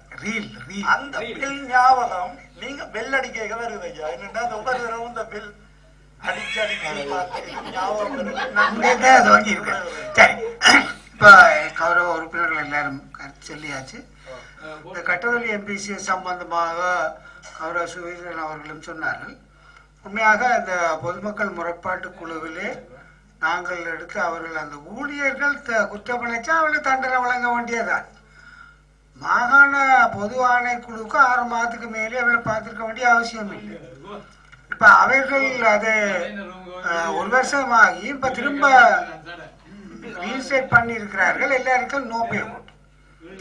அப்ப இது அந்த நிர்வாகம் திட்டமிட்டு தலைவர் தான் செய்த சரியில்லை போறது அது வேற விஷயம். சட்டப்படியாக இந்த ஆணைக்குழு தொடர் நடவடிக்கை எடுக்கல. அப்படி இல்லை என்றாலும் திணைக்களம் ஊடாக அந்த நடவடிக்கை எடுத்துக்கலாம். இப்ப எல்லாரும் 3 பேரையும் சட்டப்படி ரிஜிஸ்டர் பண்ணியிருக்கிறார்கள். அவர்களுக்கு நோப்பே போடப்பட்டிருக்கு. அவர்கள் பேர்ந்து அதுக்கு மேன்முறையீடு செய்கிறார்கள். இது ஒழுங்கில்லை. அப்படியால் இதுல அவர்கள் ஆணைக்குழு செயல்பாடு திருத்தியிலே ஆணைக்குழு தனக்கு ஏதாவது ஒரு நிலை இருந்தால் திணைக்களத்தின் ஊடாகவும் செய்திருக்கலாம். இந்த விடயத்தில் நான் ஒன்றை சொல்ல வேணும். இதே நேரம் அதையும் சொல்லிவிட்டு சொல்றேன். கிளிநொச்சி பாம்படக் சொசைட்டி விஷயத்திலே எங்களுடைய ஒரு தெளிவான நிலைப்பாட்டை பொது மக்கள் முறைப்பாட்டு குழு எடுத்து தெரிவித்தது. செயலாளர் தெரிவித்து கூட்டுறவு ஆணையாளருக்கு அறிவிக்கப்பட்டது. அவர்கள்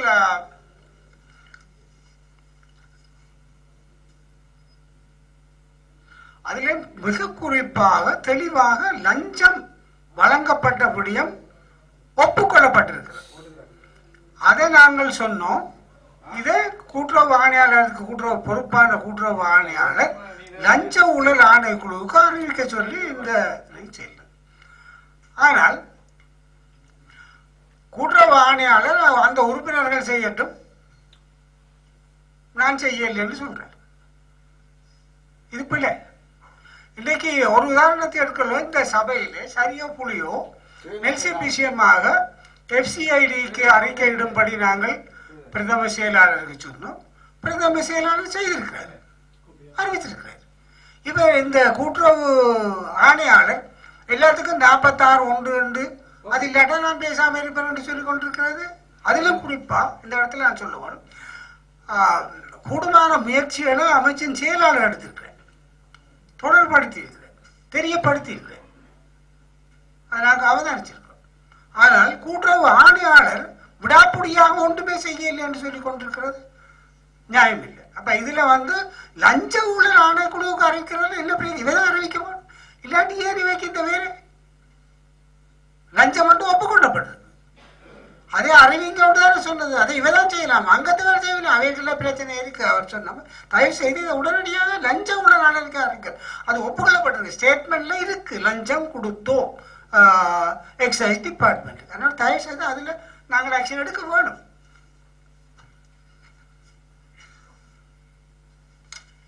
மற்றது இந்த யாழ்கோ சம்பந்தமாக 2-3 விஷயம் சொல்ல வேணும். ஒன்று, நானும் அங்கே ஒரு கடையில் பால் வாங்குறேன். 66 ரூபாய்க்கு வாங்கி 80 ரூபாய்க்கு விற்று நான் லாபம் காட்டுறேன்னு எந்த ஒரு நிர்வாகம் சொன்னா அதை ஏற்றுக்கொள்ளாது. அது ஒரு பொதுமக்கள சுரண்டல். 66 ரூபா 67க்கு வாங்கி 14 ரூபாய் லாபம் வச்சு விற்கிறது ஒழுங்கான விஷயம் அல்ல, அது சுரண்டல். 2வது, நெஸ்லே பால் வாங்குதென்றால் இந்த நிறுவனத்தின் செயல்பாடு என்ன? நாங்கள் எங்களை நெஸ்லே பாலை வாங்கி கொண்டு போவோம். ஆனால் கௌரவ அமைச்சர் சொன்ன பாராட்டுக்கூடிய ஒரு விடயம் பொதி செய்து வீடுகளுக்கு வழங்குற விடயம் நானும் வரவேற்கிறேன், செய்யப்பட்டிருக்க வேணும். அதை செய்யாமல் நெஸ்லே வாங்கட்டும் என்று சொல்லி இவியல் விலையை குறைச்சி வாங்க அவன் கூட்டி வாங்கி கொண்டு போறான். இது பிள்ளை. அவன் இது திருத்தப்பட வேணும். 3வது, அந்த அந்த இது ஜனநாயகம். கூட்டுறவு பண்றது ஜனநாயகம். ஒரு நியமனமான ஆக்களை நீ அங்கே இருக்க தேவையில்லை. ஒரு நியமனம் இல்லை, கூட்டுறவு அந்தந்த தொழில் சார்ந்து அந்தந்த பண்ணையாளர்கள் அந்த பால் கொடுக்குறவன் தான் இல்லை தலைவர் செயலாளராக இருக்கிறான். ஆகவே ஒரு நியமனம் செய்யப்பட்டவர் அங்கே இருக்க வேண்டிய தேவை இல்லை. அதெல்லாம் முன்னுக்கும் பிரச்சனை இருந்தது. முன்னுக்கும் ஒருவரை நியமித்தார்கள். அவருக்கு விசாரணை என்று அதை நீங்கள் அமைச்சரும் இதை பார்த்து நினைக்கிறேன் நான். அதுபடியாக அது உடனடியாக ஜனநாயக தேர்தல் அந்த கூட்டுறவு சங்கத்துக்கு நடைபெற வேணும். அது மற்றது இன்னொரு விஷயம், கௌரவ முதலமைச்சர் அவருக்கும் இதை நான் கொண்டு வர விரும்புகிறேன். இந்த பங்குனி மாதம் இந்த revitalising the milk value addition and strengthening the liquid milk marketing என்ற ஒரு ப்ராஜெக்ட் தயாரிக்கப்பட்டிருக்கு. அதுக்கு 24,2 மில்லியன் ஒரு மதிப்பீட்டை கொடுத்து அது ஏற்கனவே அங்கீகரிக்கப்பட்ட பிறகு திரும்ப அதுக்கு 59.82 மில்லியனுக்கு ஒரு மதிப்பீடு போட்டு அந்த ப்ராஜெக்ட் இப்ப இழுபறிப்பட்டு கொண்டு இருக்கு. இது திரும்பி கேபினெட்டுக்கு போக போகுது. இனி கேபினெட் என்ன செய்யும்னு தெரியாது. ஏன்னா கேபினெட்டுக்கு போனால் இந்த கேபினெட் வந்து பிளானிங்க்கு ரிஃபர் பண்ணப்பட போகுது. இதுல எங்க தவறு என்றால் ஒரு ஒரிஜினலாகவே இதை பிளான் பண்ணி இருக்கலாமே. சரி, 59 மில்லியன் தான் இந்த திட்டம் ஆரம்பத்திலே செய்திருக்கலாம். நீங்களே கொடுத்த ஒரு ப்ராஜெக்ட், திணைக்களம் கொடுத்த ஒரு ப்ராஜெக்ட் 24 மில்லியன் 24.2 கொடுத்துட்டு அது தவறு என்றால் பேருந்து நாங்களே அதை 59 அங்கீகரிக்கப்பட்ட பிறகு 59.2 போடுறது எவ்வளவு நியாயமானதாக இல்லை. இங்கேயோ பிழை இருக்கு, அதில் பிளானிங்ல பிழை இருக்கு. அதனுடைய இதுகளை திருத்திக்கொள்ள இதுகள் வந்து இது குற்றம் காட்டுறதுக்கு அல்ல. இப்ப இது எங்களுக்கு ஒரு அபிவிருத்தியினுடைய டிலே, தாமதம் சில நேரம் இது இல்லாமலும் போகலாம். அப்படி அது இந்த பால் விஷயமாக கௌரவ அமைச்சர் இதில் கவனம் செலுத்த வேண்டும் என்று கேட்டுக்கொள்கின்றேன். அடுத்தது இந்த கிராமிய வங்கியல் சம்பந்த சீமெந்தி வியாபாரம் 29 லட்சம் ரூபாய் நட்டம். இது சங்கடமாக இருக்கு. இருந்தாலும் நாங்கள் அதிൻ്റെ ஒரு அறிக்கையை கௌரவ முதலமைச்சர்கிட்ட கௌரவ அமைச்சரிடம் ஜூன் மாதத்துல இருந்து கேட்டிருக்கோம். அதை நீங்கள் தரையில்லை. தயவு செய்து பாருங்க, இது வந்து திட்டமிட்ட ஒரு மோசடி. வந்து நாங்கள் எங்களுடைய 3 கௌரவ உறுப்பினர்கள் பரிசீலித்து முறைகேடு என்று சொல்லு. அப்ப கூட்டுறவு ஆணையாளர் வழக்கு போட்டாச்சு. வழக்கு போடலாம் என்று தெரிஞ்சு கொண்டுதான் இந்த மோசடி செய்யப்பட்டது. இதெல்லாம் தெரியுது. வாங்கினா வழக்கு அவன் போயிட்டான், இவன் போயிட்டான். 29 லட்சம் நட்டம். தயவு செய்து கௌரவ அமைச்சர் இதை மிக கூடிய கவனம் செலுத்த வேண்டும் என்று சொல்லிக்கொள்ள விரும்புகிறேன். அடுத்தது, இந்த நாங்கள் பொதுமக்கள் கணக்கா குழுவில் இருந்து ஒரு நுகர்ச்சி கூட்டுறவு சங்கங்கள் சமாசம் அதே இப்ப நிறையா நெலிஞ்சு போயிருக்கு. அதனுடைய ஒரு ஒரு பழைய ஆட்கள் எல்லாரும் கொள்ளையடிச்சதானே. நான் அதில் இருந்தேன், எனக்கு தெரியும் இப்படிலாம் அடிச்சவங்க. அப்ப அப்படி அடிச்சாங்களேன்றதுக்காக ஒரு ஷிப்பிங்கை கேட்டு ஒரு ஷிப்பிங் அக்கௌண்ட் கேட்டுனாங்க. 2009 அக்கௌண்ட்டை தாரன்னு சொல்லி 2 வரையில தரையில்லை. ஏன் தரையில்லை? இந்த சபைக்கு இந்த சபையை கேட்கிறதே அவன் மதிக்க வேணும். கூட்டுறவு துணைக்களத்தினுடைய அதுல குறிப்பா நான் செயலாளரை பாராட்ட வேணும். கடமை இருக்கு. திருப்பி நாளில் அவரும் திருப்பி செய்தவர். அதனுடைய அமைச்சரை நான் பெரிய அளவில் குற்றம் சொல்ல நான் விரும்பேன். செயலாளர் நாங்கள் எழுதினதுக்கு அவர் ஆக்ஷன் எடுத்தார். ஆனால் திணைக்களம் பெரிய அடமெண்ட். 46 ஒன்று தான் செய்வேன் என்று எங்களே சொல்லலாமோ? 46 ஒன்று இல்லாட்டா திணைக்களம் இல்லையா? எல்லாம் செய்கிறீர்கள். அங்க சொன்னார்கள், மாத்தினார்கள், போட்டிகள், அப்படியா சொல்லிடுறேன். பட் இதுக்கு மட்டும் ஏன் செய்யலாது? தயவு செய்து இதை பாருங்க. மிக முக்கியமாக இன்னொன்று சொல்றேன்.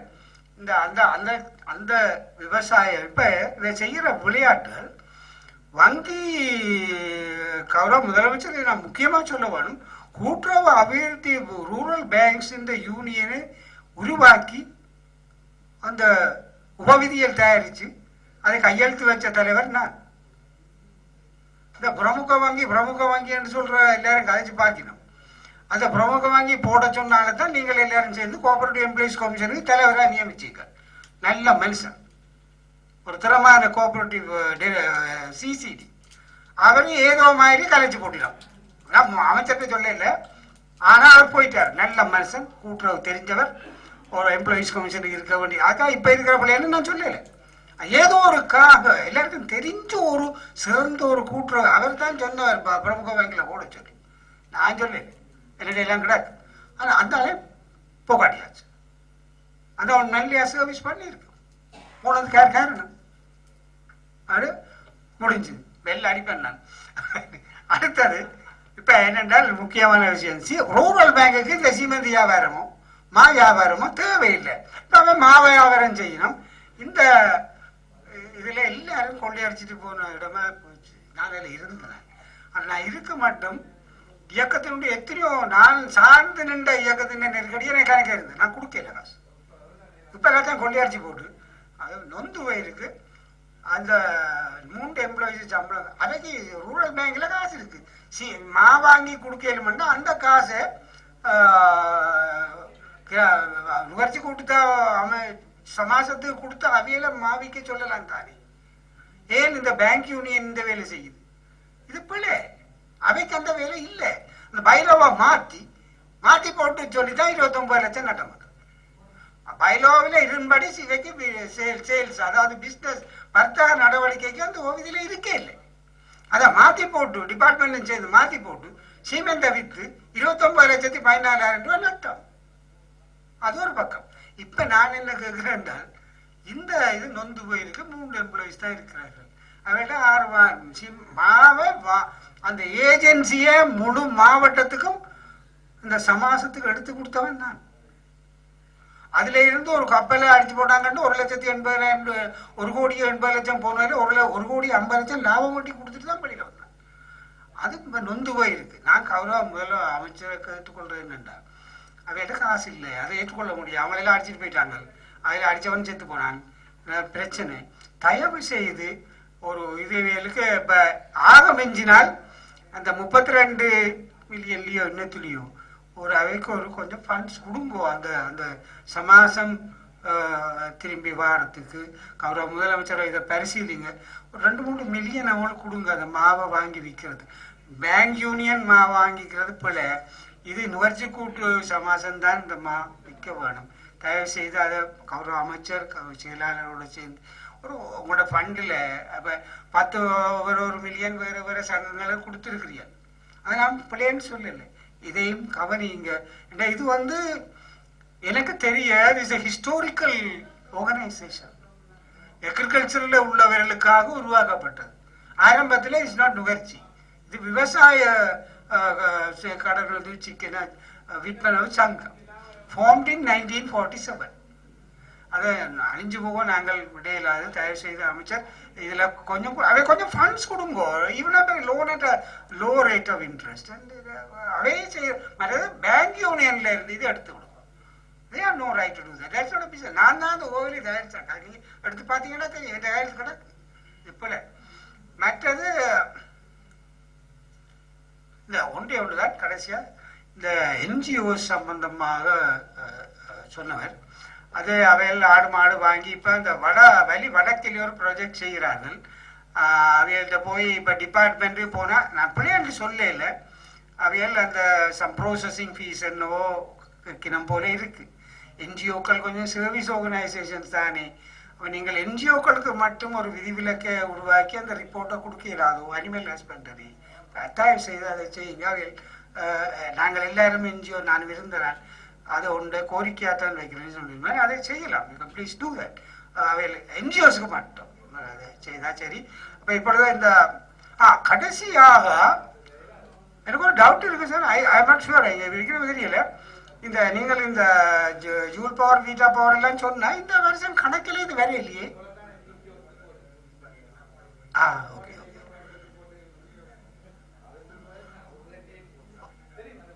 Okay okay sir. அது தகவல் தான் கேட்டேன். அப்ப இப்பொழுது இந்த குழு விவசாய அமைச்சருடைய செலவினங்களை ஆராய்ந்து முடித்திருக்கிறது. இப்பொழுது அதை முறைப்படி நீங்கள் முன்மொழியா இருக்கணும். நான் சபைக்கு திரும்ப போகணும். கௌரவ அமைச்சர் அவர்கள். கௌரவ சுயர்தன் அவர்களும் நீங்களும் இந்த மாடுகளினுடைய கொள்வனவு சம்பந்தமாக சொன்ன விடயங்கள் நாங்கள் இதை 2 விடமாக பார்க்கிறோம். ஒன்று, ஜாழ் மாவட்டத்துக்குள்ள கடந்த காலங்கள் கொடுக்கப்பட்ட மாடுகள் எல்லாம் ஜாழ் மாவட்டம் இல்ல வடக்கு மாநிலத்துல உள்ளுக்கே இருக்கிற மாடுகள் தான். திண்ணவேலியில இருந்து போண்டாவிலும் கொக்குவில இருந்து கிளிநொச்சிக்கும் கொண்டு போகப்பட்டதை தவிர எண்ணிக்கை அதிகரிக்கப்பட இல்லை. ஆகவே நாங்கள் இயன்ற அளவுக்கு பெரிய அரசு சார்பற்ற நிறுவனங்களாக இருந்தால் வடக்கு மாகாணத்துக்கு வெளியில இருந்துதான் கொள்வனவு செய்ய சொல்லியிருந்தோம். இந்த இரண்டமடு திட்டத்துக்கு கூட எங்களுடைய திணைக்களமாக இருந்தும் நிச்சயமாக அவர்கள் வடக்கு மாகாணத்துக்கு வெளியில் இருந்தால் கொள்வனவு செய்வதற்கு சொல்லி இருக்கிறோம்.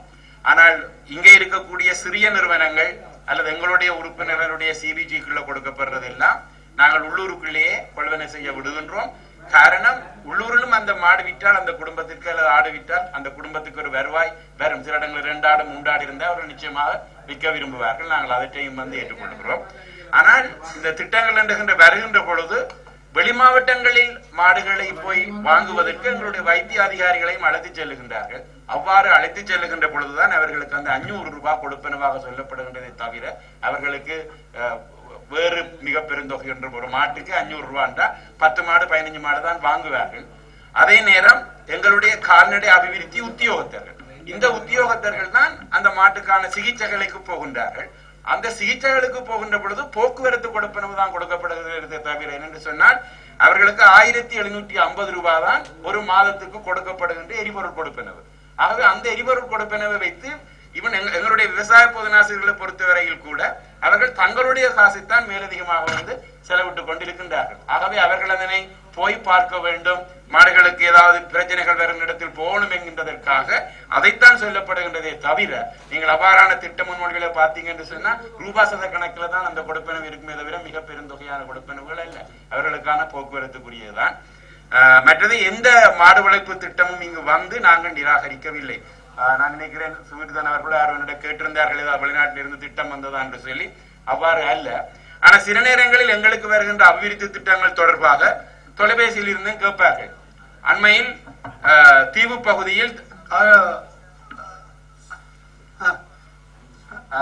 பகுதியில் கற்றாழை வளர்த்து அந்த கற்றாழையில் இருந்து காஸ்மெட்டிக்ஸ் அழகு சாதன பொருட்களும் வெவ்வேறான இதுகள் செய்யறதுக்கு என்று சொல்லி கேட்டார்கள். அவர்கள் கேட்கின்ற பொழுது என்னிடம் நான் நினைக்கின்றேன் முழு தீவையுமே வாங்கக்கூடிய அளவுக்கான நிலப்பரப்பை தான் கேட்டார்கள். அப்ப நான் அதற்கு அவர்களுக்கு சொன்ன 11 என்று அவர்கள் சொல்லுகிற விளக்கம் தீவு பகுதி வறுமனையாக இருக்கின்றது, ஆகவே நீங்கள் அதை தரலாம் என்ற மாதிரி தான். அப்ப நான் அவர்களுக்கு சொன்ன பதில் காணி உறுதிக்காரர்கள் ஏராளமானவர்கள் இருக்கின்றார்கள், நீங்கள் அவர்களுக்கு அந்த பிள்ளை கற்றாழையை வளர்ப்பதற்கு கொடுங்கள், அவர்கள் வளர்த்து உங்களிடம் அதனை தரட்டும் என்றுதான் சொல்லியிருந்தேன். ஆனால் அவர்கள் அதனை ஏற்றுக்கொள்ள தயாராக இல்லை, காணி சொந்தமாக வேணும் என்றுதான் நின்றார்கள். அவ்வாறான காணிகள் கோரப்படுகின்ற பட்சத்தில் வந்து பிரதேச செயலர்களிடம் தான் அவர்கள் வந்து விண்ணப்பிக்க வேண்டும். மற்றபடி அன்றைக்கு நான் நினைக்கிறேன் நேற்று ஒரு அமர்வில் 2000 ஏக்கர் கரும்பு செய்க தொடர்பாக அவ்வாறான ஒரு ப்ராஜெக்ட் இதுவரைக்கும் எங்களுடைய அமைச்சுக்கு வந்ததுமே இல்லை. ஆகவே சிலர் கேட்பார்கள் அல்லது தவறுதலாக புரிந்து கொள்வார்கள், தவறுதலாக விளங்கிக் கொள்வார்கள் என்ற அடிப்படையில் தான் அவ்வாறான சில நான் நினைக்கிறேன் தகவல் தொடர்பாளர்களில் இருக்கக்கூடிய சில பிழைகள் வந்து தவறுதலான அர்த்தங்களில் வந்து படுத்தப்பட்டிருக்கலாம். மற்றது நான் இந்த பத்திரிகையிலும் ஏறி இறங்கி செய்திகளை பிரசுரிக்க கூடாது என்று சொல்லி நான் கேட்டதில்லை. ஆகவே மற்றது நான் முன்னையும் கேட்கவில்லை. சரி, பரவாயில்லை, மறப்போம் மன்னிப்போம். சரி, ஆகவே என்னோட தலைப்பில் 430, 431, 32, 33, 34, 35 ஆகிய தலைப்பில் உள்ள நிகழ்ச்சி திட்டங்களுக்கு இந்த வரவு செலவு திட்டத்தை உங்கள் முன் சமர்ப்பித்து இதற்கான இந்த குடிநிலையில் கௌரவ விவசாய கமல சபைகள் கால்நடை அபிவிருத்தி கூட்டுறவு அபிவிருத்தி உணவு வளங்கள் நீர் வளங்கள் நீர்ப்பாசனம் மற்றும் சுற்றுலா அமைப்பினால் பிரஸ்தாபிக்கப்பட்ட 2017ஆம் ஆண்டுக்குரிய தலைப்புகள் 413 17 மட்டும் அப்படிதான் கௌரவ அமைச்சர் 430 35 மட்டும் 430 430 வரையிலான 435 வரையிலான செலவினங்களை வழிமொழிகின்றனர். இப்பொழுது இந்த ஐயா வரணும் சார். ஐயா என்னன்னா இதுல சில பதில் வேற இல்லையா, நான் கிணறு கேட்ட பதில் வேற இல்லையா, நான் என்னோட விஷயத்துக்கு இதெல்லாம் பதில் கவர்மெண்ட் இல்ல. கௌரவ உறுப்பினர் சாயந்தன் அவர்களுக்கு இல்ல, இது மதிய போதனை இடைவேளை நேரம். கௌரவ இப்படி கதைக்கிற இல்ல பரடி, நீங்களும் என்னோட பரடி கதைக்காதீங்க. கௌரவ ரவியரன் அவர்களே, கௌரவ ரவியரன் அவர்களே அடக்கிய வாசிக்க நன்றி. கௌரவ ரவியரன் இப்பொழுது ஏற்கனவே கௌரவ அமைச்சர் பதில் சொன்னார். சிலது இப்ப தேவையில்லை, காலப்போக்கில் அவர் நடவடிக்கை எடுப்பார்கள், அது அந்த அறிக்கைகளை தகவல்கள் தருவார்கள். அது முழுக்கருமே ரிப்ளை பண்ணி கொண்டு இருக்கையில் அது அப்படியா உங்களோட இது அவர் குறிச்சுக்கிட்ட நான் பார்த்தேன். இல்லை இருந்தோம் முதலமைச்சரும் சில குறிச்சா பார்த்தேன். அப்படி நடவடிக்கை எடுப்பார்கள். அப்படி அது பதில் வரும் உங்களுக்கு. நான் தான் சொன்னால் சுருக்கமா ஏனென்றா 2:30 மணியா போச்சு, அதுதான் பிரச்சனை. இப்பொழுது இந்த குழு அவநிலைக்கு மாறுகிறது. விவசாய அமைச்சர் தான் முன்மொழியப்பட்ட இந்த செலவினம் இப்பொழுது முறைப்படியாக இந்த அவையினாலே ஏற்றுக்கொள்ளப்படுகிறது. இந்த 2 அறிவித்தல் இருக்குன்னா அது மீண்டும் கூடுகிற பொழுது நாங்கள் அறிவிக்கலாம். இப்பொழுது அவைத்தலைவர்களே, குழுநிலையில் ஏற்றுக்கொள்ளப்பட்டது என்று தானே நீங்க அறிவிக்க வேணும். ஓ, அதான் சொன்னேன். சபைநிலையில் இல்ல இருக்கிறீங்க. குழுநிலையில் ஏற்றுக்கொள்ளப்பட்டதுதான் சபை அது நிலையில். அப்படி அறிவிங்க. சரி சரி. குழு நிலையில் ஏற்றுக்கொள்ளப்பட்டது சபை நிலையில் அங்கீகரிக்கப்படுகிறது. ரைட். இப்பொழுது நான் சரியாக 3:30 மணிக்கு, 1 மணித்தியாலம் இருக்கு, 3:30 மணிக்கு கல்வி அமைச்சின் செலவின பரிசீலனைகள், சாரி மணிக்கோன் முன்னோர் பிள்ளை அதை மாற்றினோம். சுகாதார அமைச்சினுடைய செலவினங்கள் இந்த பிற்பகல் இந்த 3:30 மணிக்கு இருக்கும். எல்லாத்தையும் முடிக்கலாம் என்று கௌரவ அமைச்சர் சொல்றார். நீங்களே 25-30 நிமிஷம் ஒவ்வொரு மினிஸ்டரும் கொடுத்தா இங்க முடிக்கும். நீங்களே இன்றைக்கே 4 மினிஸ்டர்